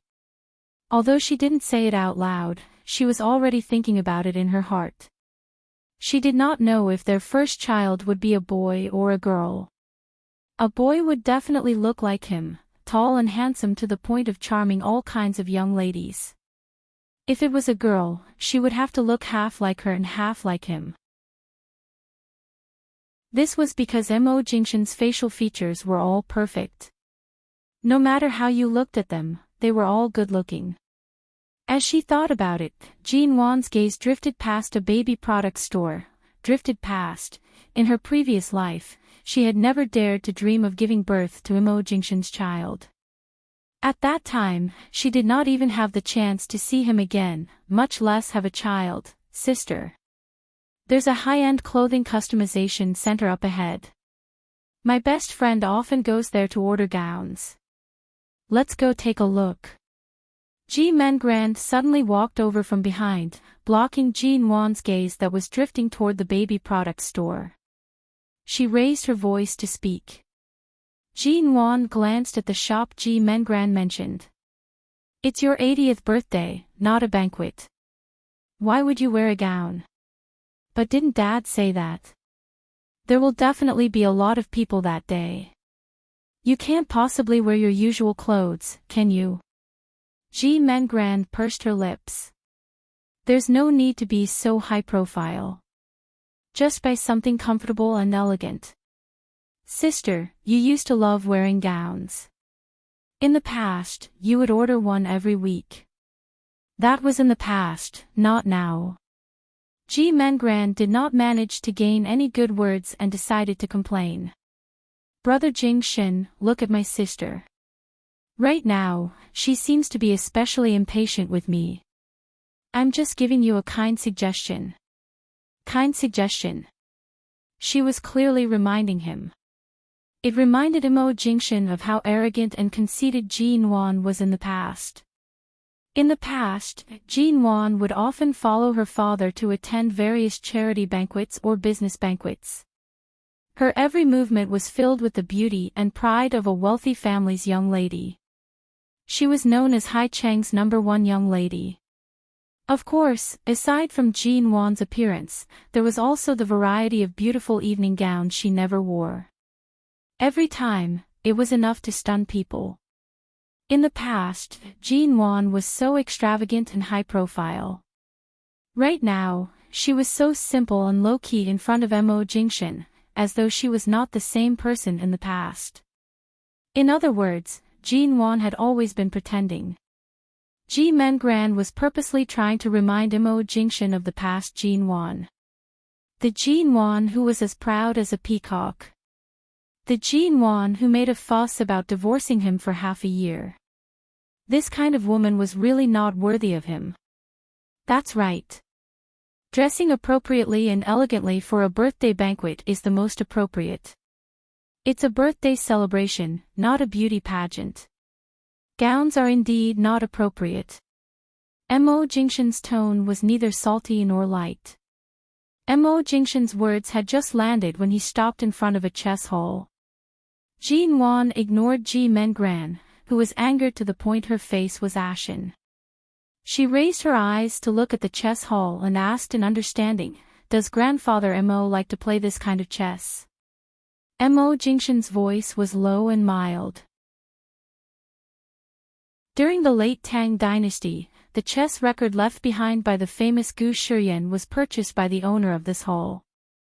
Someone once offered a high price of 100 million yuan, but it was not sold. To this day, it is still here. A chess record from the late Tang dynasty. Then Grandfather Mo will definitely like it. However, from his tone, it was likely that the other party would not easily sell it. If he was not willing to sell it for 100 million yuan, then it was likely that he would not sell it for 200 million yuan. This owner was clearly someone who did not lack money. Furthermore, his hobbies and obsession could not be compared to money. Her eyes shone as she suggested, "Why don't we go in to take a look?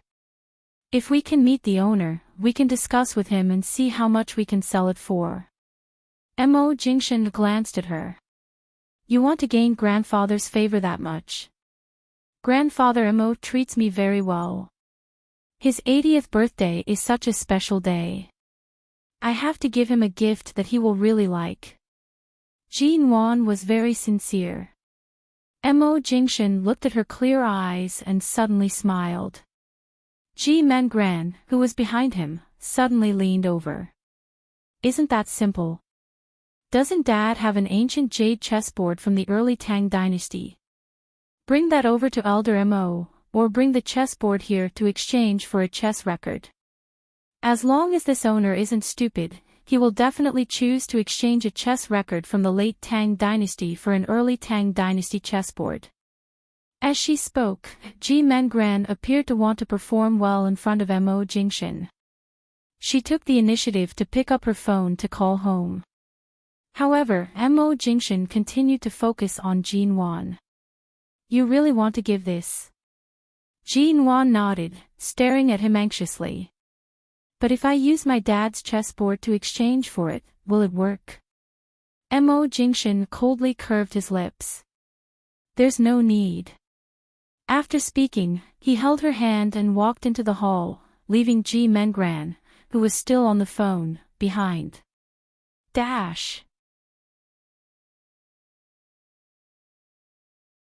Chapter 39. Jinwan completely did not know why Immerse had brought her in. The owner of this chess hall was clearly very close to him. When he heard that Immerse had personally come to visit, he actually came out to welcome him. The owner's surname was Su.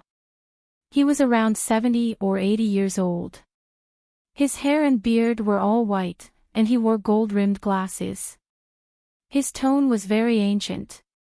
Being in this hall, Jinwan thought that she had accidentally barged into some ancient place. It was extremely ancient, but she could tell that every door and every table was meticulously made. The price would not be cheap. As expected, in the most prosperous city in the country, there were many crouching tigers and hidden dragons. Originally, Jean Wan wanted to explain the reason for her visit to this boss Sue. In the end, the waiter here invited her to the private room for tea.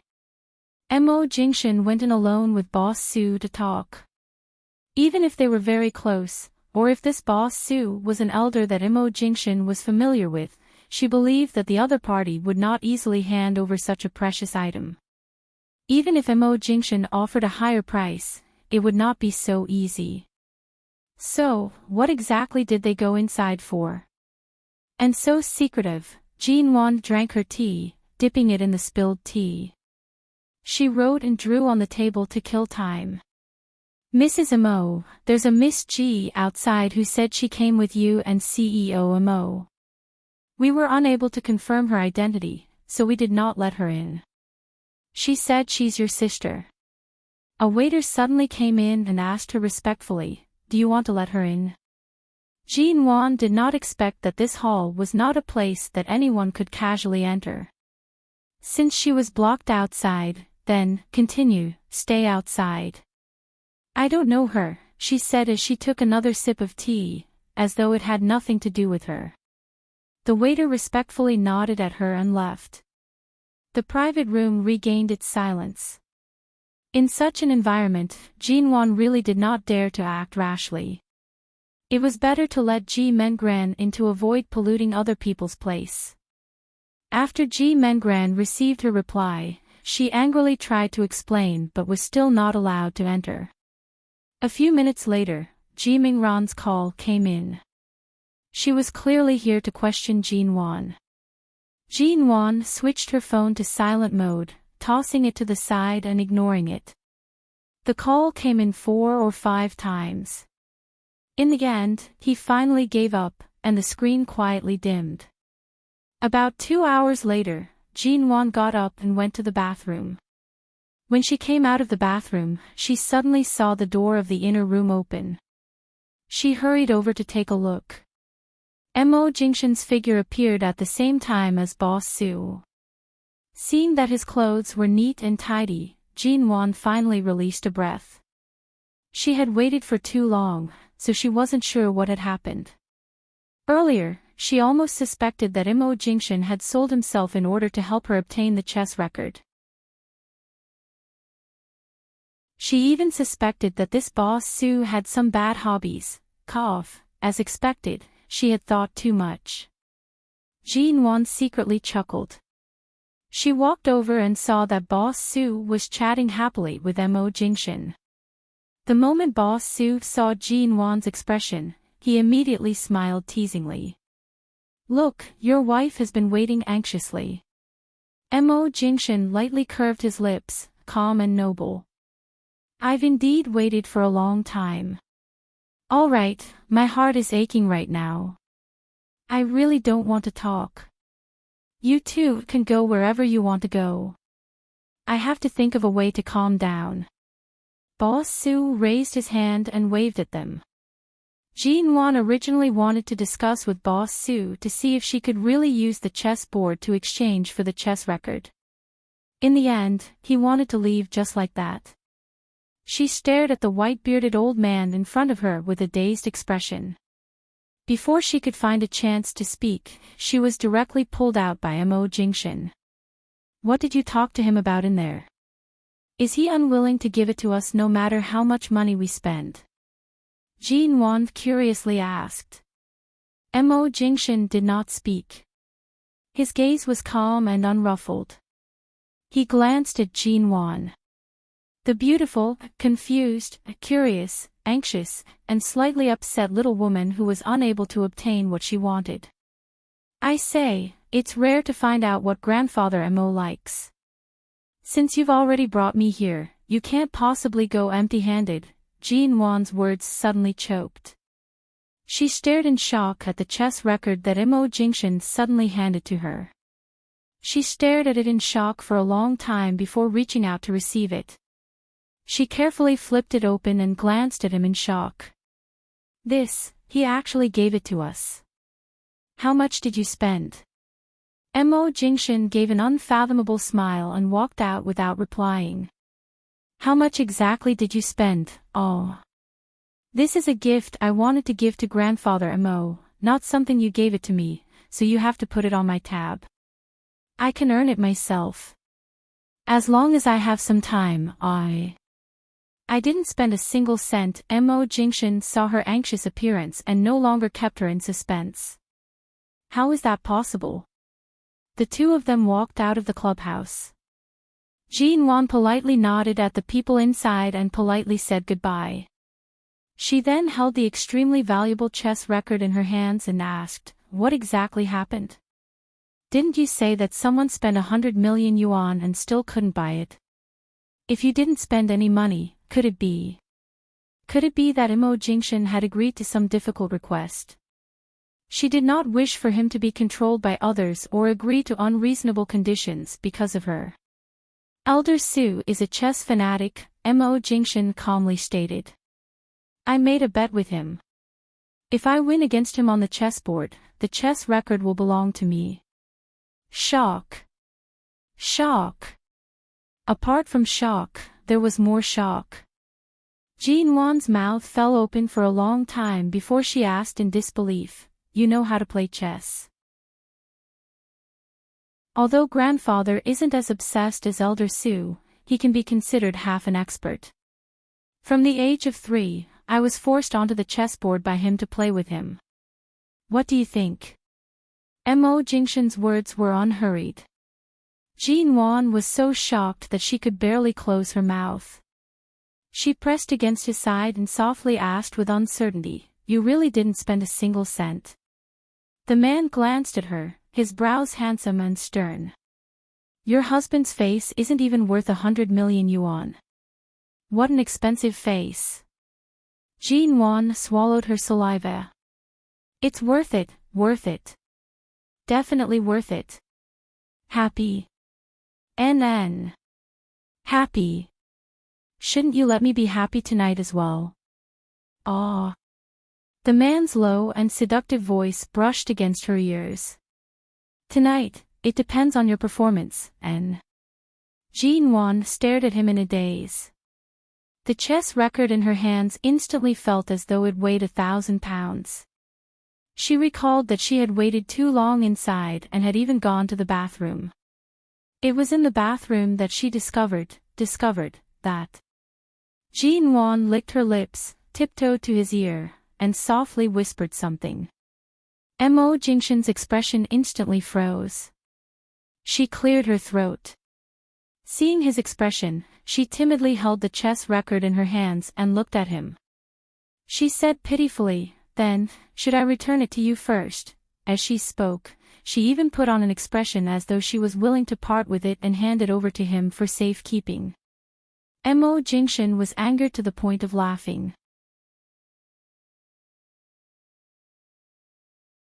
Chapter 40. The bustling street was bustling with people. Under Mo Jingshan's gaze, Jinwan happily held the chess record in her hands as she walked.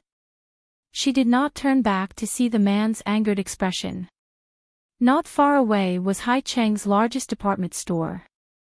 Jinwan opened her mouth. "Actually, I have a lot of suitable clothes at home. There are also many new ones that haven't even had their tags removed. I might as well buy a suitable coat today." As she spoke, she suddenly glanced at the long coat displayed in the display window of a branded store. She was about to walk over. However, her waist was suddenly tightened. Mo Jingshan directly pulled her back. She raised her head in confusion only to hear the man's low and heavy voice by her ears. "It's too thin. How about the one beside it?" "No. It's only early autumn. I don't think it's very thin." Jinwan's lips trembled, but her gaze had already instinctively searched for thicker coats. Before she could finish looking, Mo Jingshan had already held her hand, leading her into another branded store by the side. A white cashmere coat displayed in the glass window of the store caught Jean Wan's eyes. It was of moderate thickness and could be worn from autumn to early winter. It was simple and elegant, yet did not lose the sleekness of a branded design. It was a classic and elegant style. Jean Wan raised her eyes in astonishment. She saw that Imo Jingshan seemed to be satisfied with this one. As a man who rarely shopped, Imo Jingshan's taste and foresight were indeed very high. Jean Wan also liked this one. She directly called for a shop assistant to find a suitable size for her to try on. She wore the coat as she turned back and forth in front of the full-length mirror. The two shop assistants by the side had expressions of astonishment and praise. "Miss, this one really suits you. Your skin is so white, and your figure is so good. This coat looks even better on you than on a model. It's especially elegant." Jean Wan subconsciously turned to look at Imo Jingshan, who was sitting on the sofa in front of the store. He was sitting there. Handsome, noble, and clear. His silent, cold, and noble aura could not be ignored. He was noble and extraordinary. From time to time, a few of the shop assistants in the store would secretly glance at the man sitting on the sofa in the lounge. Their eyes were filled with all kinds of admiration and curiosity. There were also some younger girls who couldn't stop their faces from blushing and palpitating. "Do you have men's clothing in your store?" Jean Wan's gaze shifted to the men's clothing area next to the fitting room. "Yes, Mississippi. Would you like to choose clothes for the gentleman who came with you?" Jean Wan did not speak and turned to walk over. Previously, she had bought a shirt for Imo Jingshan, but she had not bought a matching tie. Today, he was wearing the one she had bought. In the end, she chose one of them, hid the tie behind her, and walked out with a smile. "Are you done?" Imo Jingshan put down the magazine he had casually picked up and raised his eyes to look at her. His gaze immediately revealed some satisfaction. It was a fact that Jean Wan looked beautiful no matter what she wore. What he was satisfied with was that this coat was indeed warm enough to prevent her from catching a cold again. "Is it nice?" Jean Wan tilted her head in front of him and asked, like a shy little girl who had gone shopping with her boyfriend for the first time. "Very good." The man was not stingy with his praise. Which woman didn't like to be praised? Jean Wan smiled and her beautiful eyes curved. She then whispered mysteriously, "Stand up for a moment." Imo Jingshan's brows did not move. He looked at her and cooperatively stood up. Jean Wan raised her eyes to look at the man in front of her who was much taller than her. She took out the tie she had hidden and quickly put it on his neck. When Imo Jingshan slightly raised his eyebrows in understanding, she skillfully fastened the tie on his collar and then looked at the incomparably handsome man in front of her. Not to mention the surrounding shop staff who were infatuated, even Jean Wan's heart was slightly swayed. No matter in terms of charisma or any other aspect, Imo Jingshan was impeccable. In this life, what she wanted to do was to cherish everything she had and take back everything that belonged to her. She wanted to protect all the people she wanted to protect. She definitely would not let herself repeat the same mistakes.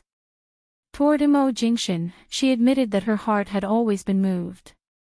She could not bear to part with him and could not leave him. She had thought that he was the obsession of her previous lives. She thought that it was enough as long as she did not lose him again. However, she never dared to think too deeply about it. Jean Wan held on to the man's tie and suddenly felt that it was burning. She then met Imo Jingshan's eyes that were as calm as the sea. Her fingers gradually tightened around the tie.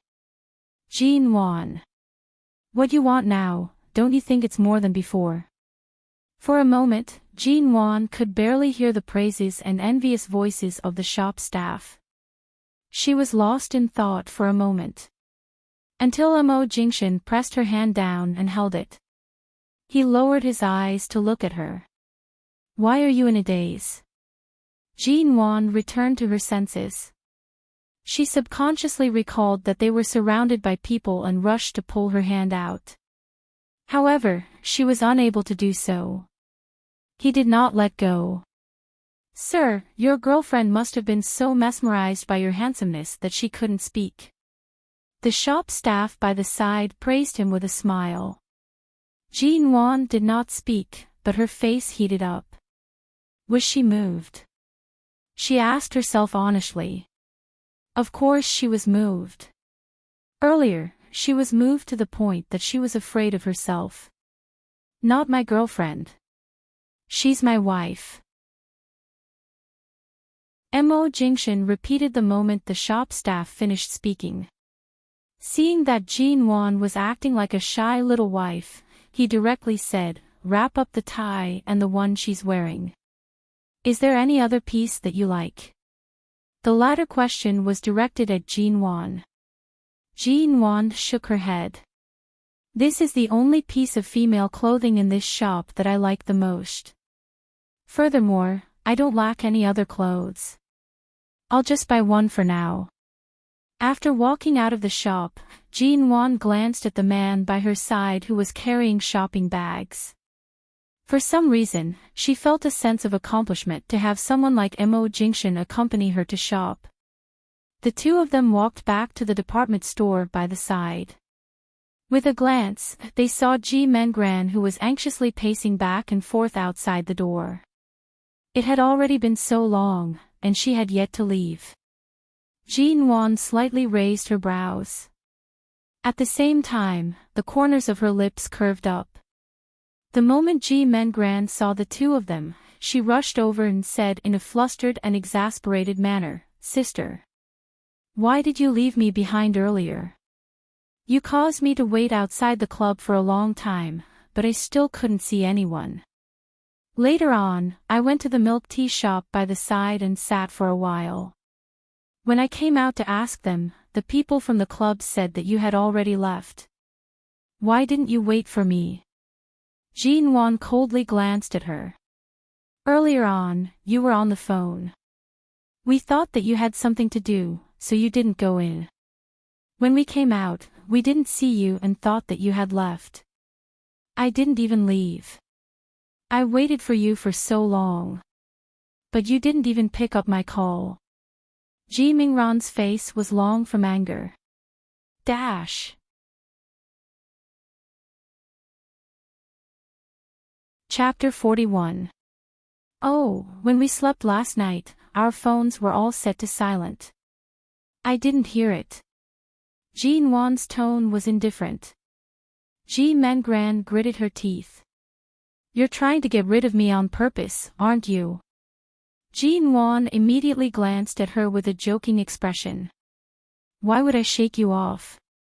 All these years, when have I not put you, my little sister, first? Dad asked us to go out to buy things, and you had to follow us.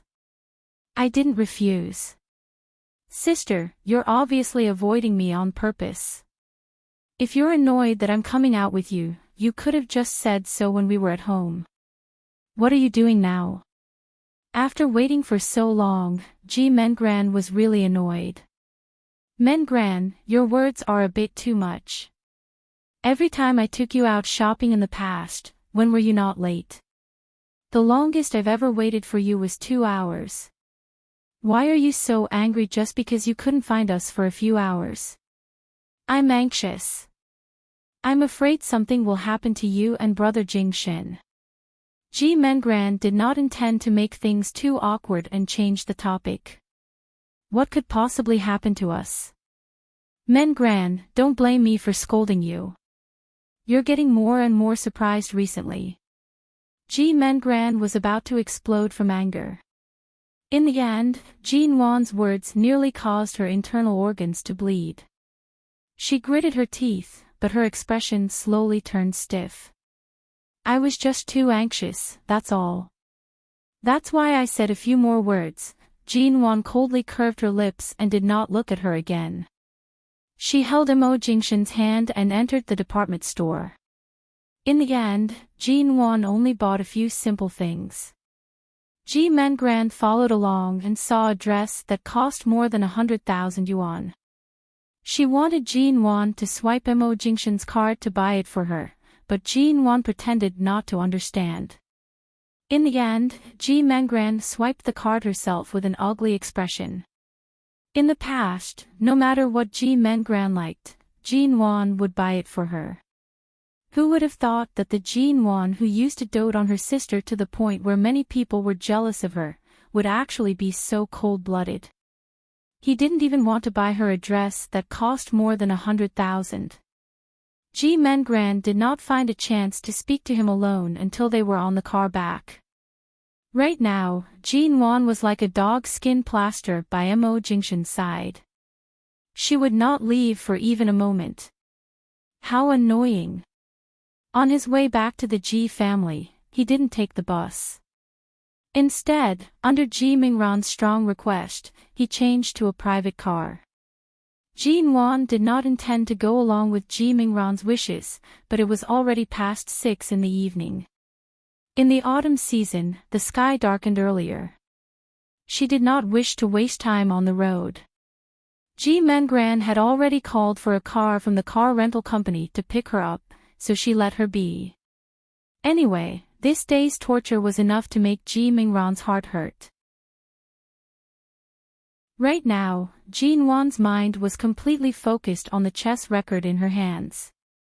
She carefully placed it into the leather lining of her bag to prevent it from being splashed with water or stained with something dirty. Master, why did you take a detour? When Jin-won raised her head, she suddenly noticed that the route was not right. It's rush hour right now. The few roads in front are already blocked, so we can only take Haiwan Road. The driver drove the car towards Haiwan Road without hesitation as he answered cautiously. Hearing the unusual tone in his voice, Jin-won immediately looked at Mo Jingshan who was sitting in the passenger seat. Sure enough, Mo Jingshan had detected something wrong with the driver before she did. He had already checked the lock on the car door. Through the rearview mirror, she met his gaze and saw the answer in his eyes. The door was locked. Jin-won finally noticed that the driver's hair was slightly long, barely covering his ears. Now that she took a closer look, she discovered that there was a small black earpiece hidden in his ear, similar to the type used for surveillance. Furthermore, the driver's forehead was constantly dripping with sweat. Even though it was already autumn, the car was not that hot. He had been constantly sweating, and as he drove, his gaze hid hints of fear, confusion, and despair. Jin-won silently raised her hand and tried the back door. As expected, it was locked and could not be opened. She raised her eyes, continuing to look at Mo Jingshan through the rearview mirror. His expression remained cold and calm. The instant their eyes met, Mo Jingshan decisively reached out his hand. His arm swiftly moved to the left, pressing down on the driver's shoulder. His voice was low and heavy, but it gave off a heavy sense of danger. Stop the car. The driver's entire body instantly trembled, and the sweat on his forehead increased. He closed his eyes in despair, his voice trembling as he said, It's too late." The moment he finished speaking, the driver's head suddenly dropped forward, as though he had been drugged. He could no longer hold on and fainted. The speeding car abruptly sped forward due to losing control of its direction. Ji Men-gran, who was sitting by Jin-won's side, finally realized something was wrong. She then cried out due to the driver's strange behavior, what's wrong with the driver? What happened? Jin-won's hand rushed to open the car door. Mo Jingshan, who was sitting in front, had already decisively kicked the unconscious driver to the side. He sat in the driver's seat and took control of the steering wheel to prevent the car from losing control. 3 seconds later, he suddenly spoke. His tone carried a chill that made one feel as though they had fallen into an ice cave. The car has been modified. The speed is set at 150, and the brakes are out of order. At this speed, we can't use normal methods to slow down the car. Then what should we do? Ji Mengren screamed shrilly. Why did the driver suddenly faint? Is someone trying to kill us? Hearing Ji Mingran scream, Jin Wan was certain that this murder had nothing to do with her. Furthermore, Ji Mengran was sitting in this car. There was no way she would put herself in danger. Furthermore, Mo Jingshan was also in this car. Based on her infatuation with Mo Jingshan, Ji Mingran's suspicions could be eliminated immediately. Is the fuel tank full? Jin Wan stuck her head out, asking as she looked at the fuel gauge in front of Mo Jingshan. With one look, Jin Wan's heart instantly sank. It was actually full. It was impossible to stop the car after the fuel ran out. It would take at least 5 to 6 hours to run out of fuel. The car's speed remained unchanged at 150 as it sped through the city. Haiwan Road was close to the large sea and open beach in the east of the city. Furthermore, it was a circular road that circled around the seaside. This kind of speed was undoubtedly suicidal during the 6 o'clock p.m. rush hour. Furthermore, there were no roads that could lead them to the suburbs or safety zones. The only way forward was to head straight for the center of the city. Mo Jingshan suddenly said coldly, "Sit tight." Ji Mingran's face was already filled with fear as she tightly gripped onto the seatbelt. Her face was already pale from fear. Jin Wan silently glanced at the unconscious driver who had been kicked to the front passenger seat. The driver clearly knew of this plot from the start. From the looks of his earphones and the drugs he had been drugged, it was likely that he was forced to risk his life to do such a thing. Who on earth was it that was so ruthless and direct? They clearly wanted them to die.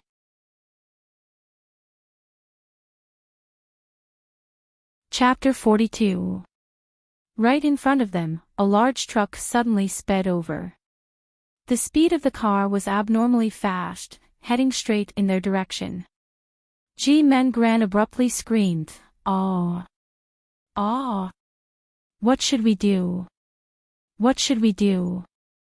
Will we die?" "I don't want to die, shut up." Jin Wan harshly reprimanded her. Ji Mengran was already scared out of her wits. Her screams did not stop, and she did not have any intentions of stopping. Her hands gripped the seatbelt so tightly that her knuckles turned white.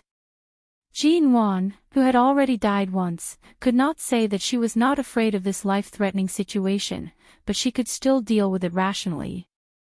When she saw Mo Jingshan sitting in front, controlling the steering wheel and their lives, she saw the calmness in his eyes, and the fear in her heart lessened. "Open the windows," Mo Jingshan suddenly ordered. "All right." Jin Wan immediately cooperated, even though she did not understand the meaning of his request in such a dangerous situation.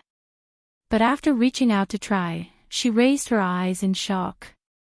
"The doors are locked, and the windows are also locked." Mo Jingshan furrowed his brows. At the moment when he was about to collide with the truck, accompanied by a cry of despair, he abruptly turned the car around and drove straight toward the unobstructed coastline on the other side. "No! The doors won't open, we'll drown," Ji Mengran cried hoarsely. "No, I don't want to drown," but the car was already out of control. Even when she tried to stand up, her legs were too weak to move. Her entire body was plastered against the seat, her eyes filled with fear. "Quiet down." Jin Wan turned to glare at her fiercely. "Do you want to be smashed into meat paste by the truck here, or do you want to charge through the city center, losing your life while bumping into innocent people?" Fear had already taken over Ji Mingran's rationality. "If we ram them to death, then so be it. What does it have to do with me?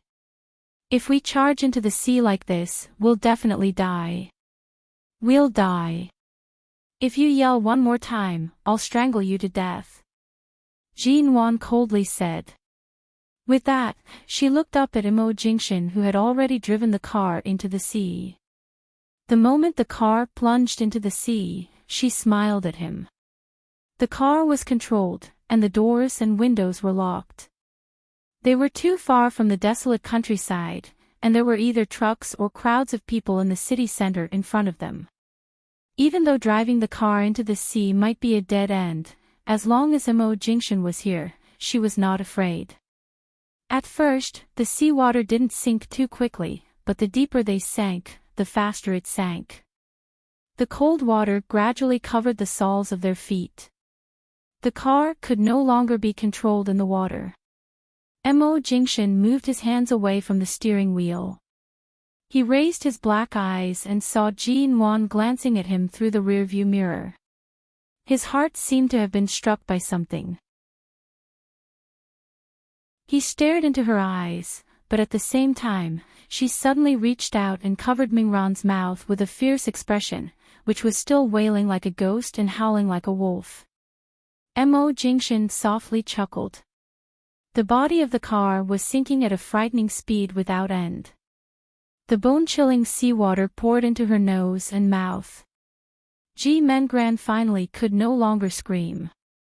She returned to her senses and rushed to remove her stilettos to knock against the well-sealed car window. Even though she knew this method was futile, Ji-won did not stop her. She struggled to open her eyes in the water and looked at Immerse, who was reaching for the pillow above the front passenger seat. What was he trying to do? The deeper the car sank, the greater the water pressure. Even if the car door was not locked, it could not be opened. Due to the water pressure, the car window could not be easily smashed. However, in the past few years, she had heard of a method to save herself underwater on the internet. It was to pull out the small pillow above the front passenger seat. After pulling it out, she would see two slender metal rods that were used to hold the seat in place. Although the car window could not be smashed open, it could be pried open. After prying it open, the water pressure in the car would be reduced. Only then could they break open the car window. Ji-won rushed to pull out the other one. This way, they could quickly pry open the car window with him. It was unknown how deep the car had sunk, but the feeling of suffocation was growing stronger. Thankfully, Immerse had pried open the car window first. Ji-won picked up the other metal rod and smashed it against the car window. The car window finally began to crack. Ji-won rushed forward to use her hands to pry open the access glass. She had just reached out when Immerse directly pulled her away, using his gaze to indicate for her to use the two metal rods to knock on the other side. At this time, he was still worried that her hands would be cut. Ji-won understood and did not wish to add to his troubles. She obediently cooperated with him and opened the car windows on both sides. When they were finally able to squeeze out of the car, Ji-won's vision was already blurry from the suffocation. Immerse could see that although she was calm in the face of danger, her strength was almost completely exhausted. He reached out to carry her, using his gaze to look at her as though asking if she could still swim up. Ji-won silently nodded in his embrace. She then pointed up and nodded again, indicating that she could swim. All of a sudden, Ji-mengran, who was struggling to squeeze out of the car window, reached out and grabbed onto Ji-won's ankle tightly. It was as though she was afraid that they would throw her into the water to wait for death. Immerse's brows furrowed. His gaze turned even colder and deeper. He glanced at Ji-mengran. Clearly, aside from Ji-won, who was in his embrace, the life and death of others had nothing to do with him. The suffocation on Ji-won's chest was too unbearable. Right now, she did not have the strength to kick him away.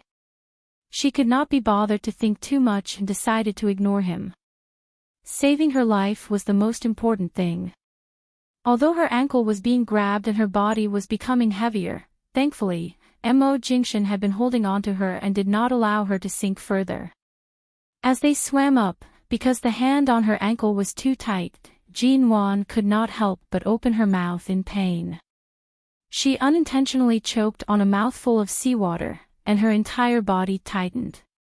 It was so unbearable that she almost coughed out. She forcefully endured the pain in her chest as her hand continued to move upwards.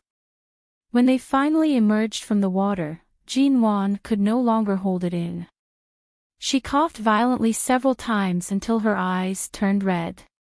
This terrible feeling was too similar to when she coughed out blood and suffocated to death in her previous life. She subconsciously tightened her grip on Mo Jingshan's arm that was wrapped around her waist. She raised her eyes to see the man's deep gaze on her. "Can you still swim?" he asked softly. Jean Wan resisted the coughing sound and nodded. Her voice was hoarse as she said, "It's all right. I still have strength." His heavy gaze revealed traces of worry and heartache. "It's really all right. I can do it." Jean Wan's wet eyes were filled with determination.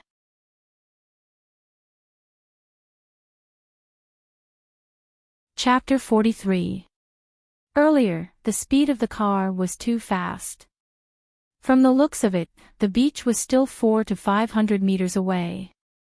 As Jean Wan was brought forward by Mo Jingshan, she also did her best to paddle forward, trying her best to avoid giving him too much of a burden.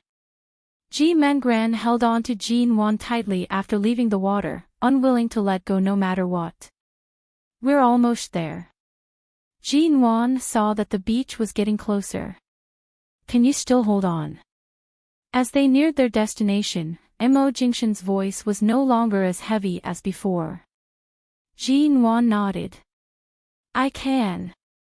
He looked at her face, and his dark eyes seemed to be surging with some kind of emotion.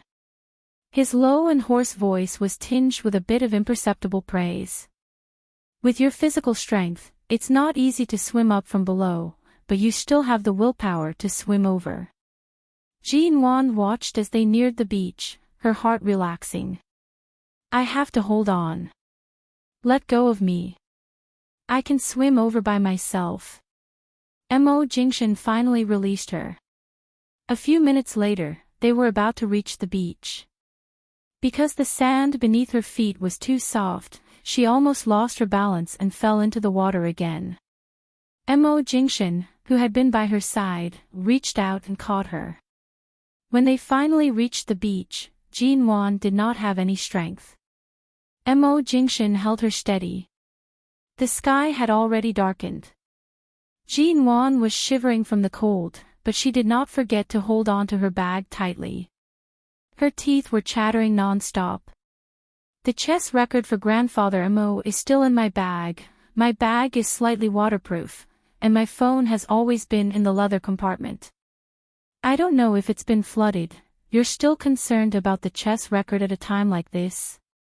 Mo Jingshan looked at her soaked body. His brows, which were still handsome despite falling into the water earlier, stiffened. Right now, Jean Wan was indeed not feeling too well. Her face was pale, and she was so cold that she could not even speak properly. "This, you won for me, and it's what Grandfather Mo likes." On an autumn night by the sea, white steam could be seen coming out of her mouth when she spoke. It was clear how cold it was. Compared to this autumn night, his gaze was much warmer. His cold brows carried a hint of tenderness for her. He reached out to push aside her messy hair that was stuck to her face. "Let's leave this place first." "All right." Jean Wan trembled as she nodded. Her eyes seemed to sparkle under the dark sky. Ji Mengran was at the back. She collapsed on the beach and began to pant violently. She couldn't speak or move at all. Anyway, she had already followed them out of the sea. When she recovered, she would find a way to go back. After coming ashore, from beginning to end, Mo Jingshan did not even glance at her, much less say a word of concern or comfort. Ji Mingran's fingers dug deep into the sand. She was unwilling. Jinwan, what right do you have? Returning to the Yew Garden, Jinwan's mind relaxed. The moment she entered, she leaned against Mo Jingshan weakly. I came back alive. She took a deep breath, her voice hoarse from exhaustion. Today, if Mo Jingshan hadn't been in the car, if he hadn't been so decisive, and if he hadn't acted decisively to avoid danger, her second life would have been over. Mo Jingshan held her body that could no longer stand stably. It's all right now, N. Jinwan pressed her face against his chest, listening to his heartbeat through his wet clothes. Her tears almost fell uncontrollably. She sniffled, suppressing the agitation from escaping death. As though sensing the change in her emotions, Mo Jingshan patted her shoulder comfortingly. His low and unhurried voice approached her ears. You're only scared now. Earlier on in the sea, you were so brave. Mrs. Mo, you're actually crying the moment you return home. Did he mean that the image she had used her life to create today had collapsed in an instant? Jinwan almost choked out. She raised her head to look at him. Can't I be agitated? He chuckled softly, pinching her cold cheeks. Congratulations, Mrs. Mo. You've survived a disaster. You're worth celebrating. Jinwan sniffled and wanted to speak, but Mo Jingshan called for Auntie Chin. Bring her to take a hot shower and change her clothes. Auntie Chen wanted to ask what had happened to them and why they were both soaked. However, when she saw Jinwan's pale face, she was frightened and did not dare to waste time asking. She rushed to help Jinwan back to her room. When Jinwan walked upstairs, she could not help but turn back to look at the man by the door. Mo Jingshan, who was usually well-dressed, was also soaked. His shirt and trousers clung tightly to his body. However, even though he looked as disheveled as her, it did not reduce his charm in the slightest. Auntie Chin helped her to take a hot shower. Jinwan did not soak in the bath but requested to take a shower. She had only discovered that her period had arrived when she went to the bathroom at the chess club. Madam, you're on your period. Your body is so cold. Are you really okay? Auntie Chin asked worriedly. It's all right. I'll be fine after I shower a little longer. Jinwan endured the terrible pain in her stomach and waved her hand at Auntie Chin. Help me take out the things in my bag.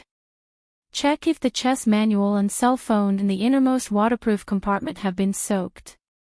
Auntie Chin nodded and brought her dripping bag in, wiping it clean with a towel. The cell phone and the chess record in the innermost compartment are not wet, but the rest are soaked. Hearing this, Jinwan immediately released a breath of relief. That's good. Auntie Chen saw that Jinwan did not have any other instructions and turned to help her boil some brown sugar water. Jinwan showered for a long time. It was only after Mo Jingshan had finished showering and changed his clothes that she slowly came out of the bathroom. After soaking in the cold seawater, her stomach was in so much pain that it could kill. After being bathed in hot water for a long time, her face was no longer as pale as before. There were even some hints of red. You're done showering. Jinwan saw Mo Jingshan. Come here. Mo Jingshan saw her pink and slightly red face. His Adam's apple moved, and he called out softly. Jinwan subconsciously walked toward him. The moment she approached, he suddenly pulled her into his embrace heavily. He placed a kiss on her forehead, and as though confirming that she was in no danger, he gently released a breath of air. Even though he did not make a sound, Jinwan sensitively sensed that today's situation was targeted at her. Who could it be? The Zhou family? Or the Han family?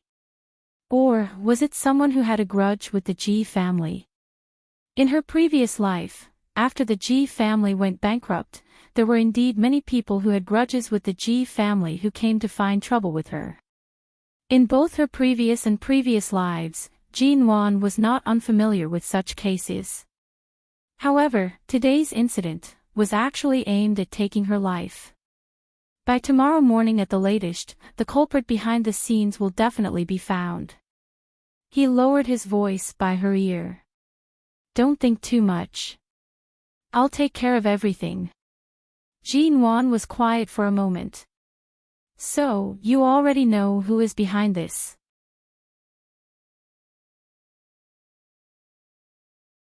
Chapter 44. Jean Wan was indeed extremely cold.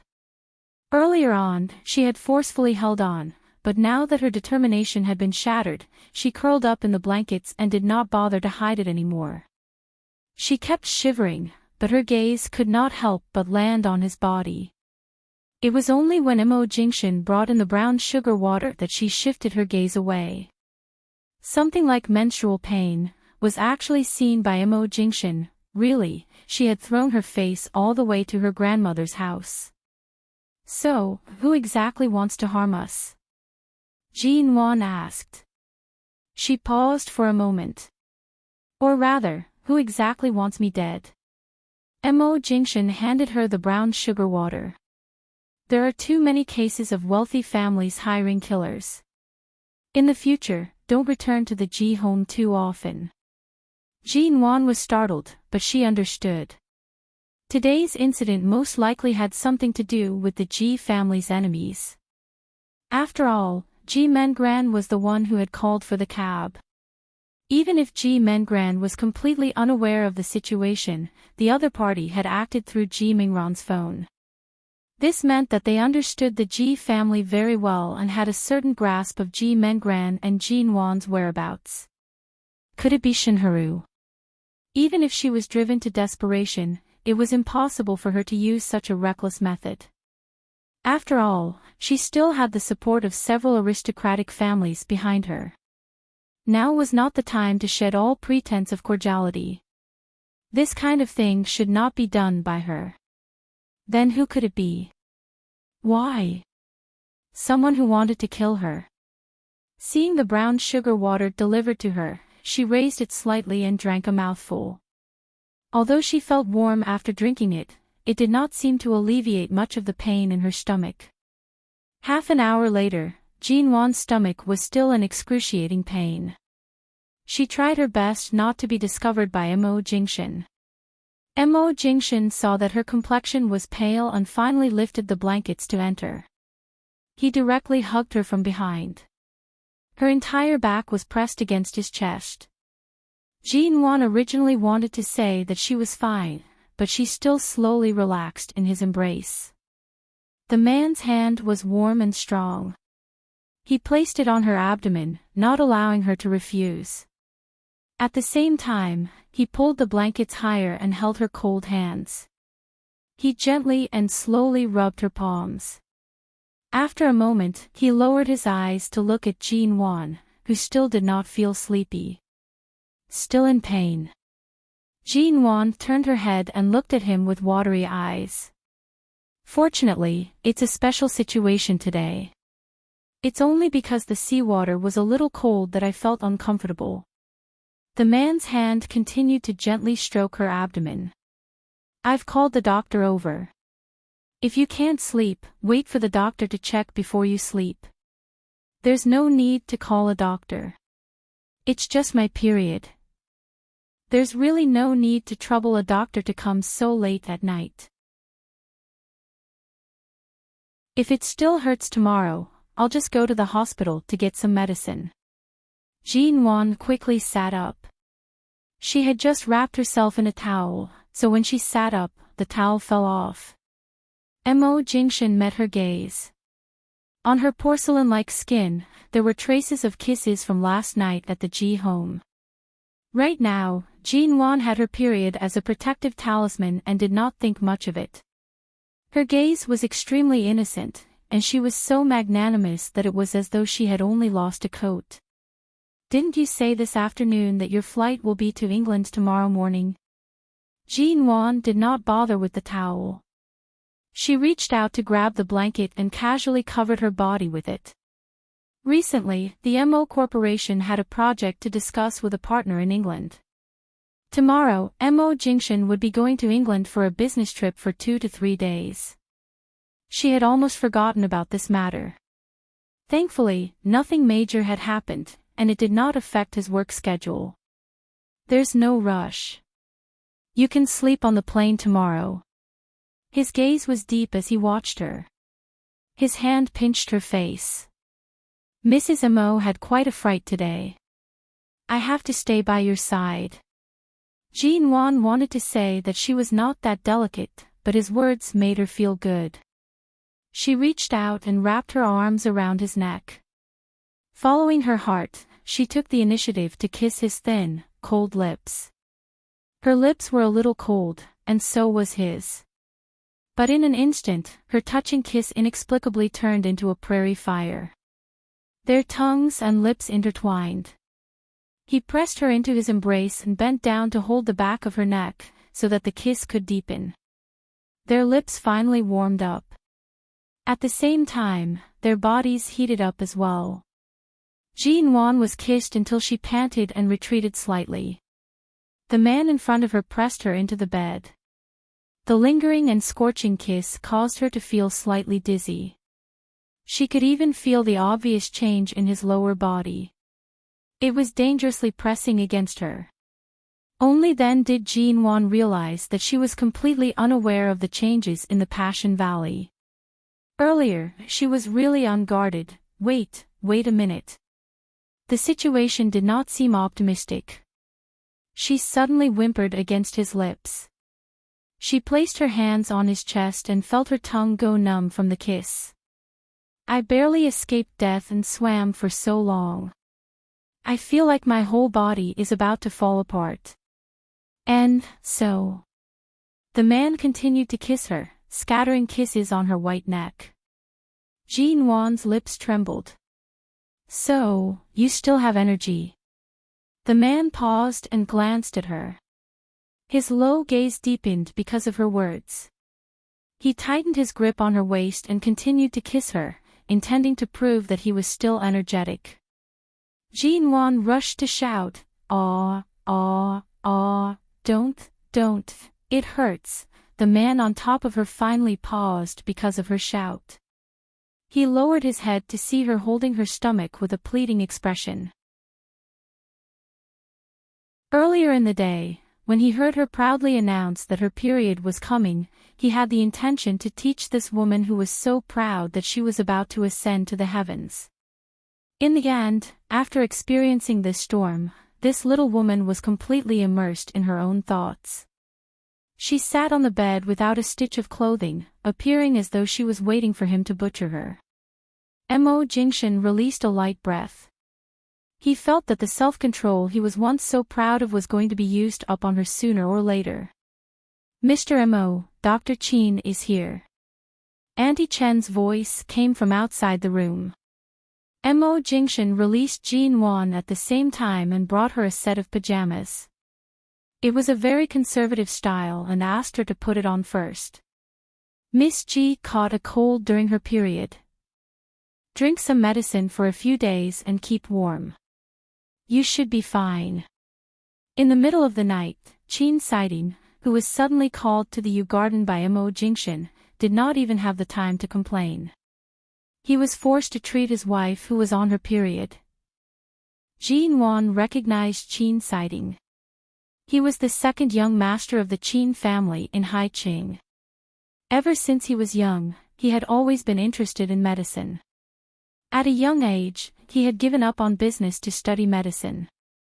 Right now, he was a well-known physician in the country and was even a visiting professor in the medical university. With Mo Jinxian's aloof and taciturn personality, he did not have many friends. However, this young and promising Dr. Qin was one of his few closest friends. Her stomach hurts. Is there any way to relieve it? Mo Jinxian furrowed his brows slightly. Qin Siding's eyelids twitched. He stared at him as though he was looking at a monster. Someone like Mo Jinxian was actually standing here and asking a woman how to not have a stomach ache during her period.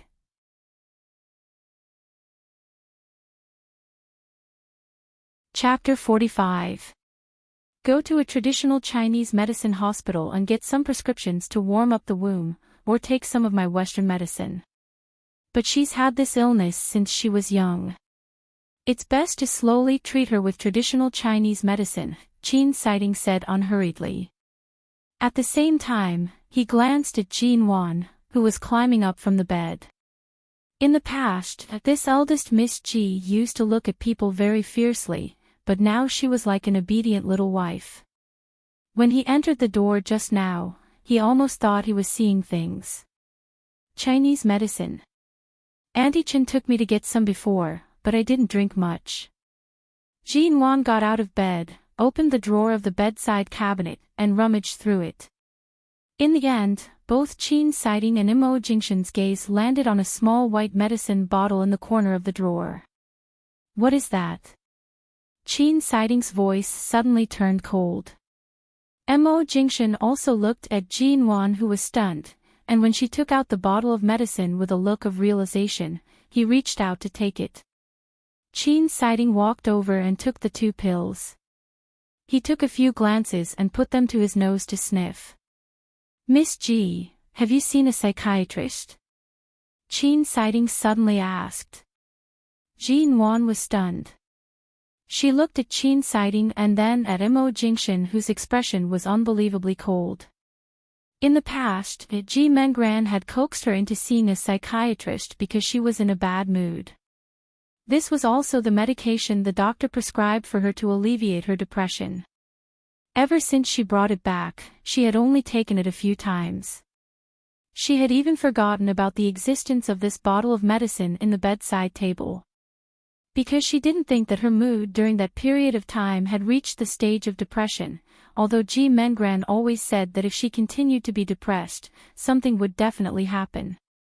Ji Mengran wanted to take her to see a psychiatrist and find someone to give her psychological counseling.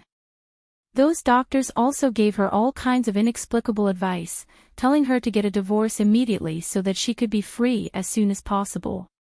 Could it be that this medicine has a problem? Ji Mengran had such a good relationship with Shinharu. It was not entirely impossible for her to do something to the medicine. Jinwan took a step back. She didn't know what she was afraid of. She inadvertently raised her eyes and met Immerse's. Immerse watched her, his voice carrying a hint of sternness. Have you taken this medicine? Jinwan nodded and then shook her head. I ate it a few times, but I felt uncomfortable after eating it, so I didn't eat it again. When did you eat it? Enchanting stood at the side and asked coldly. His attitude was not as casual as before. When we were married for just over a month, I was in a particularly bad state. Meng Ran said that she was afraid that I would be too depressed and brought me to see a psychiatrist. The psychiatrist then prescribed this medicine for me, Jinwan confessed honestly, but her heart was already ringing with alarm. This medicine was definitely not simple. Immerse stared at her for a long while. The corners of his lips slowly lifted, revealing a deep, mocking smile. But Jinwan felt that his mocking expression was not directed at her. She suspected that there was something wrong with the medicine Shinharu had given her father, but she had actually forgotten to investigate what exactly the medicine Ji Mengran had forced the doctor to prescribe for her was. This matter had happened too long ago, and she had completely forgotten about it. She could not recall it at all.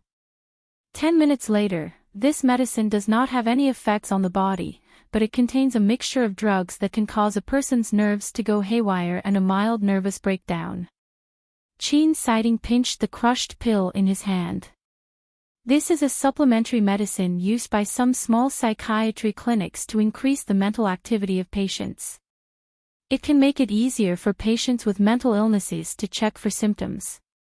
In large hospitals, it is not allowed to be used. It is considered a type of banned medicine. Nervous breakdown. Jinwan raised her eyes. Enchanting raised his brows, his voice soft and light as he sneered. Miss G, your emotions and actions in the past few months seem to be consistent with this symptom. The meaning behind his words was already clear. It turned out that this was the reason why G Mengran kept saying that she had become unreasonable in front of Mo Jingshan. Qin Siding glanced at Jin Wan's expression and casually smiled. This medicine doesn't contain any harmful ingredients. Even if you take it, it won't be easily discovered. Since you didn't take much, there shouldn't be a problem. So... Qin Siding removed the sterilized gloves in his hands, raising his chin to glance at Mo Jingshan. He spoke as though he was watching a good show. CEO Mo called me over in the middle of the night just because your woman took the wrong medicine. Jin Wan, Mo Jingshan's tall and straight figure stood by the door. He looked at the bottle of medicine and slowly placed one hand into his pocket. His thin lips curved slightly. It was a smile, but it was cold. Jin Wan had thought that in this life, she was sufficiently clear-headed and prepared. However, at this moment, she still felt a chill run down her spine. Her hand suddenly warmed. Mo Jingshan approached to hold it. Feeling the coldness of her hand, he calmly tightened his grip. Qin Siding put away his things and removed his white coat. He was only wearing a shirt and trousers underneath. His gaze was light as he watched this scene. You came here in the middle of the night to do free labor, and you even want to feed me a mouthful of dog food? You guys are simply inhumane. Mo Jingshan's thin lips spat out emotionlessly, do you lack women? Who did not know that in Qin Siding's office in the hospital, there were countless unmarried young ladies who would purposely feign pneumonia or pretend to be sick just to see him. There was a saying in Hai Qing that it was better to provoke the smiling fox young Master Qin than to provoke the cold-faced Yama Mo Jingshan. South Qin and North Mo, the two most difficult male gods to deal with among Hai Cheng's four large families. Although the Ji family was also one of Hai Cheng's four large families, in recent years, the Ji family's limelight was no longer as prosperous as it was many years ago. However, the Mo family's foundation had never been shaken. Not to mention Hai Qing, if any one of the Mo family members stomped their feet, the nearby provinces would be shaken. Any member of the Mo family was an unparalleled figure. In the military, political, and business realms, there were different divisions, and each had an extraordinary status. I don't lack women, but your woman is really too simple-minded. Qin Siding tilted his head, calmly glancing at Jin Wan. Jin Wan's forehead twitched. Saying that she was simple-minded, saying that she had eaten the wrong medicine, very good. She turned to look at Mo Jingshan by her side. It's already so late, yet Dr. Qin specially drove over because of your call. Does he owe you a favor? Qin Siding tilted his head to look at her, his brows slightly furrowing.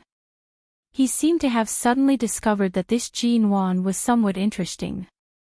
Mo Jingshan, you can say that. Jin Wan's eyes immediately brightened. Then, on account of your face, can I ask him to help me with another favor?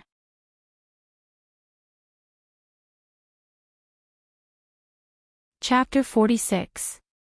Jin Wan took out the medicine she had brought back from the Ji family and presented it to him. This is the medicine my father has been taking recently. Since Dr. Qin is skilled in medicine management, can you help me analyze the ingredients in this? You really treat me as the Yu Garden's private doctor. Qin Siding raised his brows. Jin Wan had yet to speak when a low voice sounded from behind her. You're not. Qin Siding's brows were about to explode. His lips trembled, but he suddenly turned his face away and snorted. He took the medicine from Jin Wan's hands and opened it to smell it. The smell of this medicine is not clear. It should be a new type of medicine imported from abroad. There's no point in directly analyzing it here. I need a machine to analyze it. Do you mind if I take it away? I don't mind. Jin Wan hurriedly said. Enchanting tossed the medicine into his pocket. All right, it's getting late. If there's nothing else, I'll leave first. In front of the yew garden, the moon was bright. Enchanting walked out of the front door of the villa, casually adjusting the collar of his shirt. The white coat casually placed on his arm was dazzlingly white under the moonlight. I heard that you specially sent people to monitor the Zhou family's every move. Enchanting asked casually. Mo Jingshan raised his eyelids, a cold smile flashing across his eyes. Are you trying to say that you're well informed? Is it because of the woman inside? Enchanting continued to ask coldly. Mo Jingshan calmly said, you can scram now. Enchanting raised his brows, lifting the corner of his lips. His voice was cold. Don't tell me, towards this Jinwan, you're starting to get serious. Mo Jingshan tilted his head to look at him. After a long time without receiving a reply, Enchanting smiled mildly. Lost control. This isn't your original intention of marrying her. Are you prepared to be the first person to be kicked out of the yew garden, Dr. Qin? Mo Jingshan's gaze was unruffled. Enchanting snorted. I drove over so late at night, and you're not even going to say a word of thanks. First, return the life you owe me. The sound of the car leaving could be heard. Jinwan was in the room, opening the curtains to look outside. When Mo Jingshan returned, the first thing he saw was this little woman pressing her face against the cold window. She appeared as though she had suddenly realized something and was deep in thought. Dr. Qin left. Jinwan heard the door and turned back. Yes. Mo Jingshan watched as she pressed her entire body against the cold window, calmly saying, it's too cold in front of the window. Don't lean so close. Jinwan turned and walked up to her. Tell me, if I hadn't been disturbed by all these things, would I have fallen in love with you? Before she could finish her sentence, the man suddenly kissed her. The kiss was a little heavy, a little deep, and even a little impolite.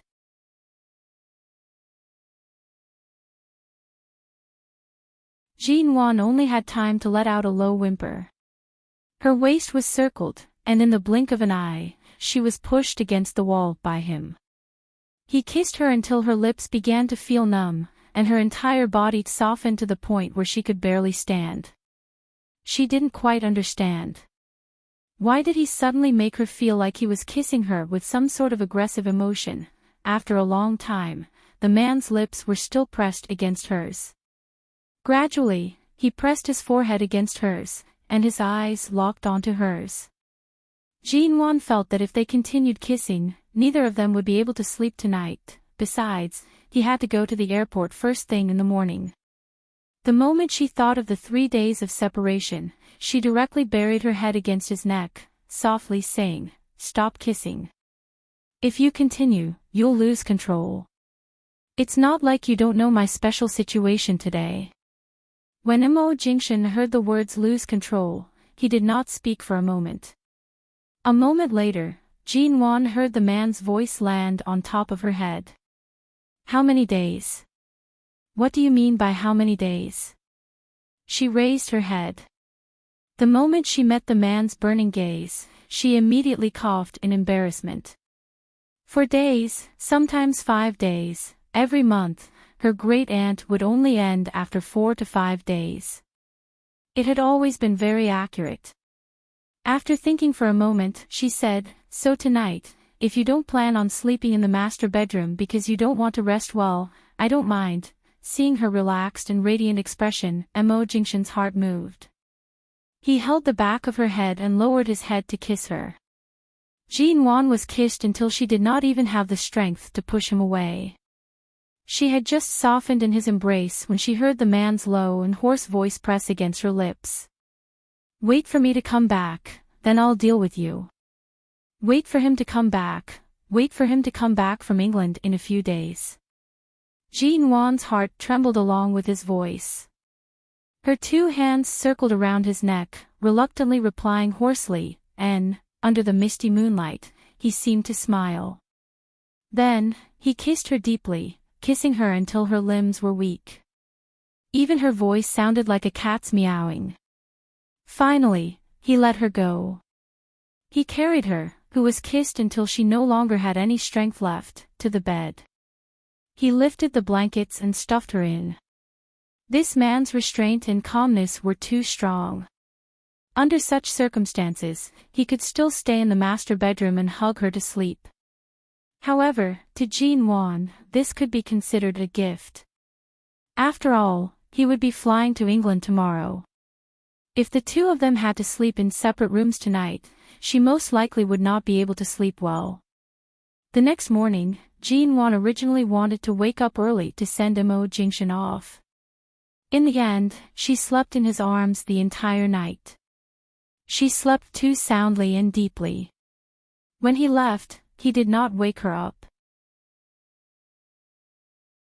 When she woke up in the morning, it was already past 7. Auntie Chen said that Mo Jingshan had already left at 5 in the morning. Jean Wan sat by the dining table, eating breakfast alone. She stirred the porridge in her bowl in boredom. She really did not expect that Mo Jingshan would only fly to England for a few short days. From the very first day, she actually began to miss him to death. This heart that was gradually becoming restless because of him, could it be considered paying back what she owed him in their previous life? "Madam, do you not have an appetite?" Auntie Chen saw that she did not drink much porridge and brought her a glass of milk. Jean Wan received the cup and placed it down. She did not drink it. She supported her chin with one hand and continued to stir the porridge in the bowl. She casually asked, "Auntie Chen, in the past, did Mo Jingshan always return on time when he went on a business trip? For example, if he was away for 3 days, would he really return in 3 days? Or would he occasionally be delayed by a few days? Or, would he bring it forward?" Auntie Chen immediately smiled in understanding. It turned out that she was already lovesick as soon as they separated. In the past, Mr. Mo would not return for 10 days to half a month. She had never seen Jean Wan so despondent. He had only just left, and she was already counting the days. "Sir rarely talks about the company's matters at home. I'm not sure how long he goes on a business trip." Jean Wan continued to stir the porridge in the bowl, glancing at the clear, bright sky outside. She felt as though her mood had flown away with him. All of a sudden, the phone placed on the table rang. Jean Wan lowered her eyes to see Mo Jingshan's private number flashing on the screen. Even she herself did not notice the change in her expression. She quickly picked up the call. "You're awake."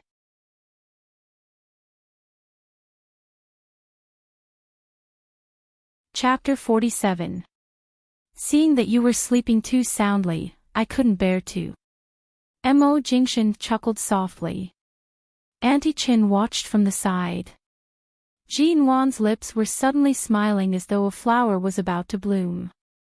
Although she did not speak, her smile was silently sweet. "Have you eaten breakfast?" "Not yet." Jean Wan gently stirred the porridge in the bowl. The man's voice immediately turned harsh. "Auntie Chen didn't make breakfast for you." "She did. I'm eating now. I woke up too late and just came down to eat." Her lack of appetite was her own problem. She definitely could not shift the blame to Auntie Chen. "Eat properly. Things like last night, I'll take care of them in the future. Don't let your imagination run wild." Was he here to supervise her eating breakfast and to comfort her? Jean Wan was like a kitten being caressed. She responded with an "oh," and took the opportunity when Auntie Chen left to whisper, "I'm afraid my appetite won't be good these 3 days. If you want me to eat properly, you have to come back early." Mo Jingshan, did she mean that without him around, she wouldn't even be able to eat properly? In the past, she wanted to push him 800 feet away, but now, she was acting like a spoiled child. Mo Jingshan chuckled softly and hoarsely. Be obedient. Finish the breakfast Auntie Chin made. You're not allowed to leave a single bite. Jean Wan glanced at the porridge and more than 10 soup dumplings on the table. How can I possibly eat so much? Even if I can't, I have to eat. Although Jean Wan said she couldn't eat, she began to eat the porridge while talking on the phone. She then picked up the soup dumplings, but Auntie Chin rushed over to take them away. Madam, it's a little cold after being left out for too long. Let me heat them up for you. Jean Wan immediately mouthed to her, just heat a few less. In the end, after Jean Wan hung up the phone, Auntie Chin brought out the soup dumplings a few minutes later. It was still an entire basket, more than 10 of them. Seeing Jean Wan's expression, Auntie Chin said with a smile, before Mr. Mo left, he said that while he's not around, Madam, you have to eat all 3 meals at home. You have to have a balanced diet, and you can't eat too little. Sir said you've been too thin recently. Jean Wan lowered her head to look at her chest. She had what she should have and what should be big. It wasn't that she was thin. The next day, the Lan Shan residence was located in a secluded location in the center of Haiqing. Jean Wan walked in and saw that the hedonistic young master, Han Tianyuan, was currently seated in front of a mahjong table, playing cards. Miss Ji came so early. Come, let's play a few rounds together. Han Tianyuan held the cigarette in his mouth as he smiled at her with narrowed eyes.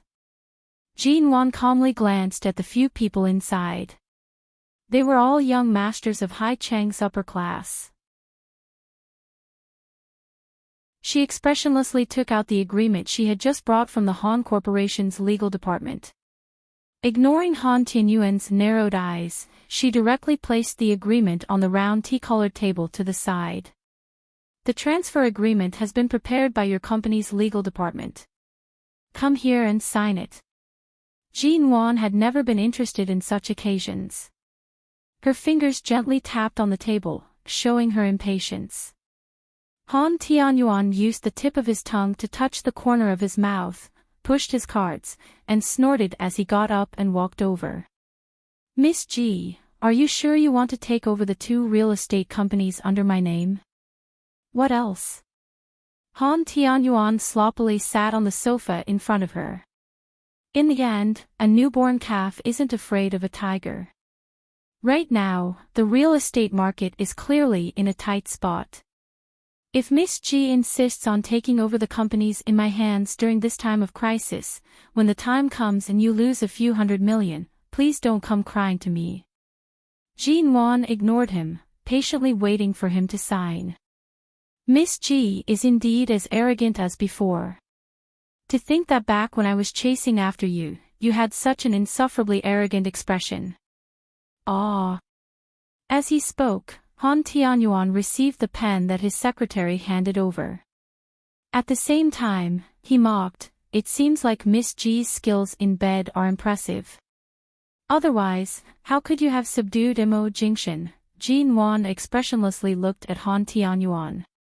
Her gaze was cold. You're talking so much nonsense just to sell the companies. Are you complaining that I'm giving you too much money?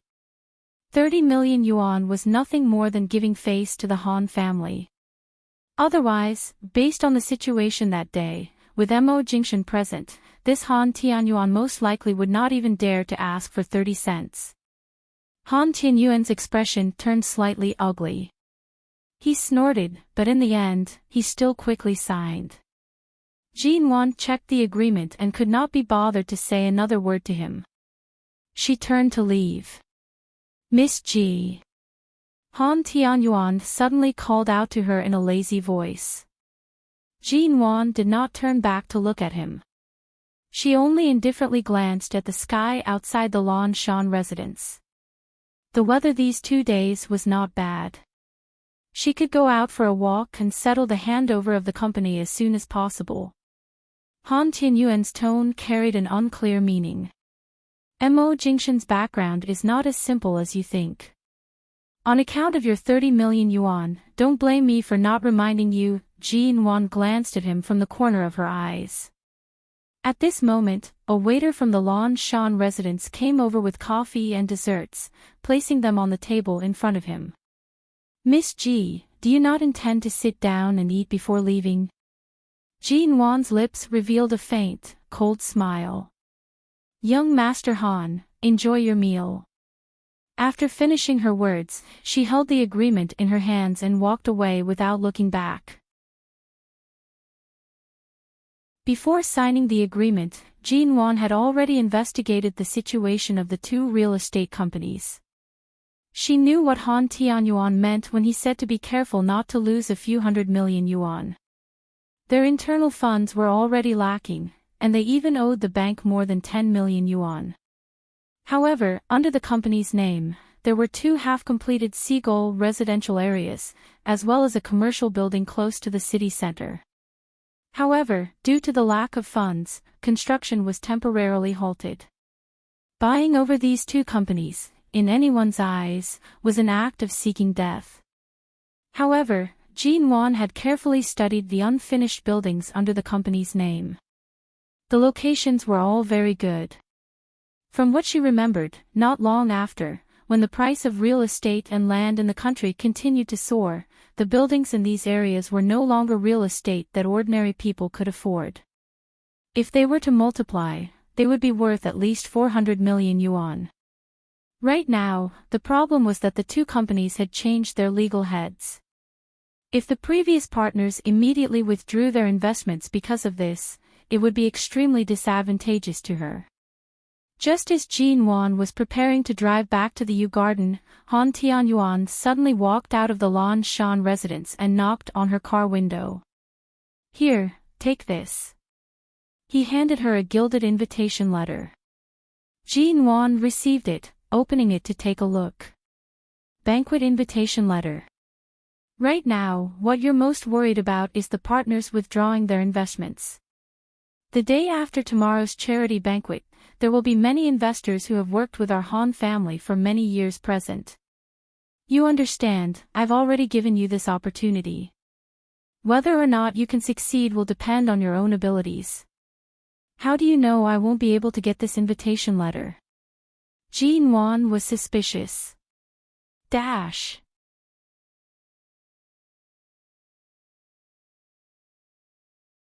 Chapter 48. Her instincts told her that this hedonistic son of the Han family would definitely not be so friendly to her. Before this, she had already considered this matter. However, the host of this charity banquet was the Han family. The Ji family was not participating. Furthermore, the number of invitations was limited. At this moment, she really did not know how she could successfully attend this banquet. Originally, she had planned to choose another path. She did not expect that Han Tianyuan would directly hand the invitation to her. Based on Han Tianyuan's temperament, he could not wait for her to be unlucky. He could not wait for the company to close down and everyone in Haiqing to watch the show with him. Would he be so kind? Han Tianyuan placed his hands in his pockets and turned around. He scolded with a smile. Although the company has changed owners, the founder still has my, Han Tianyuan's, name engraved on it. If it really closes down, I really can't afford to lose this face. Furthermore, no matter what, I have to give some face to the person behind you, Mo Jingshan. It's just two real estate companies. It's not a big business. Why would young Master Han care so much? Jean Wan did not believe him at all. However, she still smiled leisurely. What founder? Didn't you snatch this company from someone else's hands back then? Do you want it? If you don't, I'll take it away. Han Tianyuan calmly glanced at her. I created an opportunity for you out of goodwill. Do you have to be like a hedgehog that pierces a few holes in someone else's body to feel comfortable? You, Miss G, are naturally unreasonable. If it weren't for the fact that your face is truly beautiful, this old man would not have bothered to do you this favor. This is a world that only cares about appearances. Serves you right. This old man was once bewitched by your face. Even now, I still remember it. After speaking, he directly threw the invitation into her car. A world that only cared about appearances. These words coming from someone like Han Tianyuan's mouth were not abrupt. He was indeed this shallow. Otherwise, Jean Wan would not have ignored him even once. She did not say more. She picked up the invitation and glanced at it. She only calmly said, "Thanks." Han Tianyuan raised his brows. He coldly snorted and turned to leave. Returning to the Lan Shan residence, he picked up his phone and sent out a message, "The invitation has been delivered." 2 days later. The Sea City Business Alliance charity banquet was held at the Royal Garden Hotel. At 8:00 in the evening, the lobby of the hotel was bustling with activity. Although Hai Qing had many prominent families, they were also divided into different factions. The Ji family and the Han family did not have much cooperation, so Jean Wan was not familiar with the upper-class people who came today. There was a waiter leading the way in front of the hotel. When Jean Wan walked in, she saw people drinking and chatting in groups. In the brightly lit hall, there were all kinds of exquisite snacks and drinks. The guests entered one after another. "Miss, would you like a glass of champagne?" Jean Wan was walking in when a waiter came up with a tray of champagne in his hand and handed it to her respectfully and politely. Almost everyone around was holding a wine glass. Jean Wan did not suspect anything and reached out to receive it. However, her fingers paused on the glass and she glanced at the waiter. After all, she wasn't familiar with the people here, and it was too easy for her to get the invitation. She had to be careful. "I'm sorry, my stomach isn't feeling too good. Do you have mineral water? Help me pour a glass of water." The waiter nodded and turned to bring the water. Jean Wan saw that the bottle he brought was clean and unopened. She only reached out to receive it after he poured the water into a wine glass. She lowered her eyes to look at the clear glass. The water inside was clean and without any impurities. The banquet hall was filled with the fragrance of clothes and the fragrance of various high-grade perfumes. It had been a long time since Jean Wan participated in such an event in her previous life. She was not used to the smell and choked uncomfortably. She cleared her throat and lowered her head to drink a mouthful of water. In the distance, Zhou Yanyan, who was standing in the corner, glanced at Jean Wan. Seeing that she had drunk the water, she immediately wore a satisfied smile. She knew that this Jean Wan was very shrewd and guarded against others. She would not easily drink the wine that was handed to her. She had smeared a lot of the powerful medicine into the goblets that she had prepared beforehand. In order to avoid any accidents, she had personally prepared the goblets. She had smeared so much of it inside and outside. As long as Jean Wan drank anything from the glass, it was guaranteed that she would not be able to escape tonight. Wasn't she, Jean Wan, relying on Mo Jingshan's protection? After tonight, after Jean Wan had been taken by several men, let's see if Mo Jingshan would still place this broken flower in his eyes. After tonight. Even if she had 3 heads and 6 arms, she would definitely not be able to escape. Jean Wan only took a sip. She seemed to have sensed the gaze from the corner and immediately shifted the glass away. His clean and fair fingers gently rubbed the side of the cup. After pausing for a moment, his eyes suddenly turned and looked in the direction of the corner. Although Zhou Yanyan's position was very far away and the lighting there was very dim, Jean Wan was still able to see her. Her hand paused on the edge of the glass. Without batting an eyelid, she glanced at Zhou Yanyan's flickering gaze that she had noticed. Zhou Yanyan was here. After the previous incident, the Zhou family actually allowed her to attend such a banquet. Her gaze earlier, Jinwan placed the glass in her hand down, suspecting that this was a trap. She cautiously turned around, only to see that the banquet had already begun. There were too many people entering from the main entrance, and the main entrance was temporarily closed. She directly headed toward the bathroom, temporarily avoiding the crowd. There was no one in the bathroom. Jinwan stood in front of the mirror and released cold water to wash her hands. As she washed, she calmed herself down and thought about how she could successfully leave this place.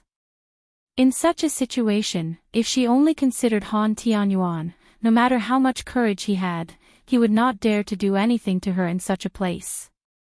However, if it was Zhou Yanyan who had lost all her face not long ago, then that might not be the case. Once a woman wanted revenge, there was nothing she could do. However, as she washed her hands, she felt her vision gradually turning blurry. An unfamiliar heat surged through her body. Jinwan was confused. She raised her head to look at herself in the mirror. When he saw that his own face was also gradually showing a bit of a flirtatious blush, alarm bells instantly rang in his heart. Earlier on, she did not drink any alcohol. She had personally seen the bottle of mineral water being opened. Furthermore, she had only taken a sip. How could it be? Are you surprised? All of a sudden, Zhou Yanyan turned into the bathroom from an unknown direction. Seeing Jinwan's guarded gaze, she coldly laughed. Did you think that it would be fine just because you didn't drink? As expected, Miss G's background is clean. You've never come into contact with the erotic circles of the upper class. There are many types of drugs that can be used to deal with disobedient women. One of them is to smear it on the glass. Just a little bit of your saliva is enough to make you excited for an entire night and lose all rationality. Furthermore, you even took a sip. On that glass, I personally smeared quite a bit of drug. You drugged me in such a place. Jinwan forced herself to calm down. The effects of the drug took effect very quickly. She placed one hand on the sink and stared coldly at Zhou Yanyan. You're tuning into the LoveLore Library YouTube channel. We're so grateful for your support, and don't forget to subscribe to join us on this incredible journey through captivating stories. Your generosity through donations truly makes a world of difference, as it's the primary source of revenue that allows me to expand and enhance this channel for you. Thank you from the bottom of my heart for being a part of this adventure.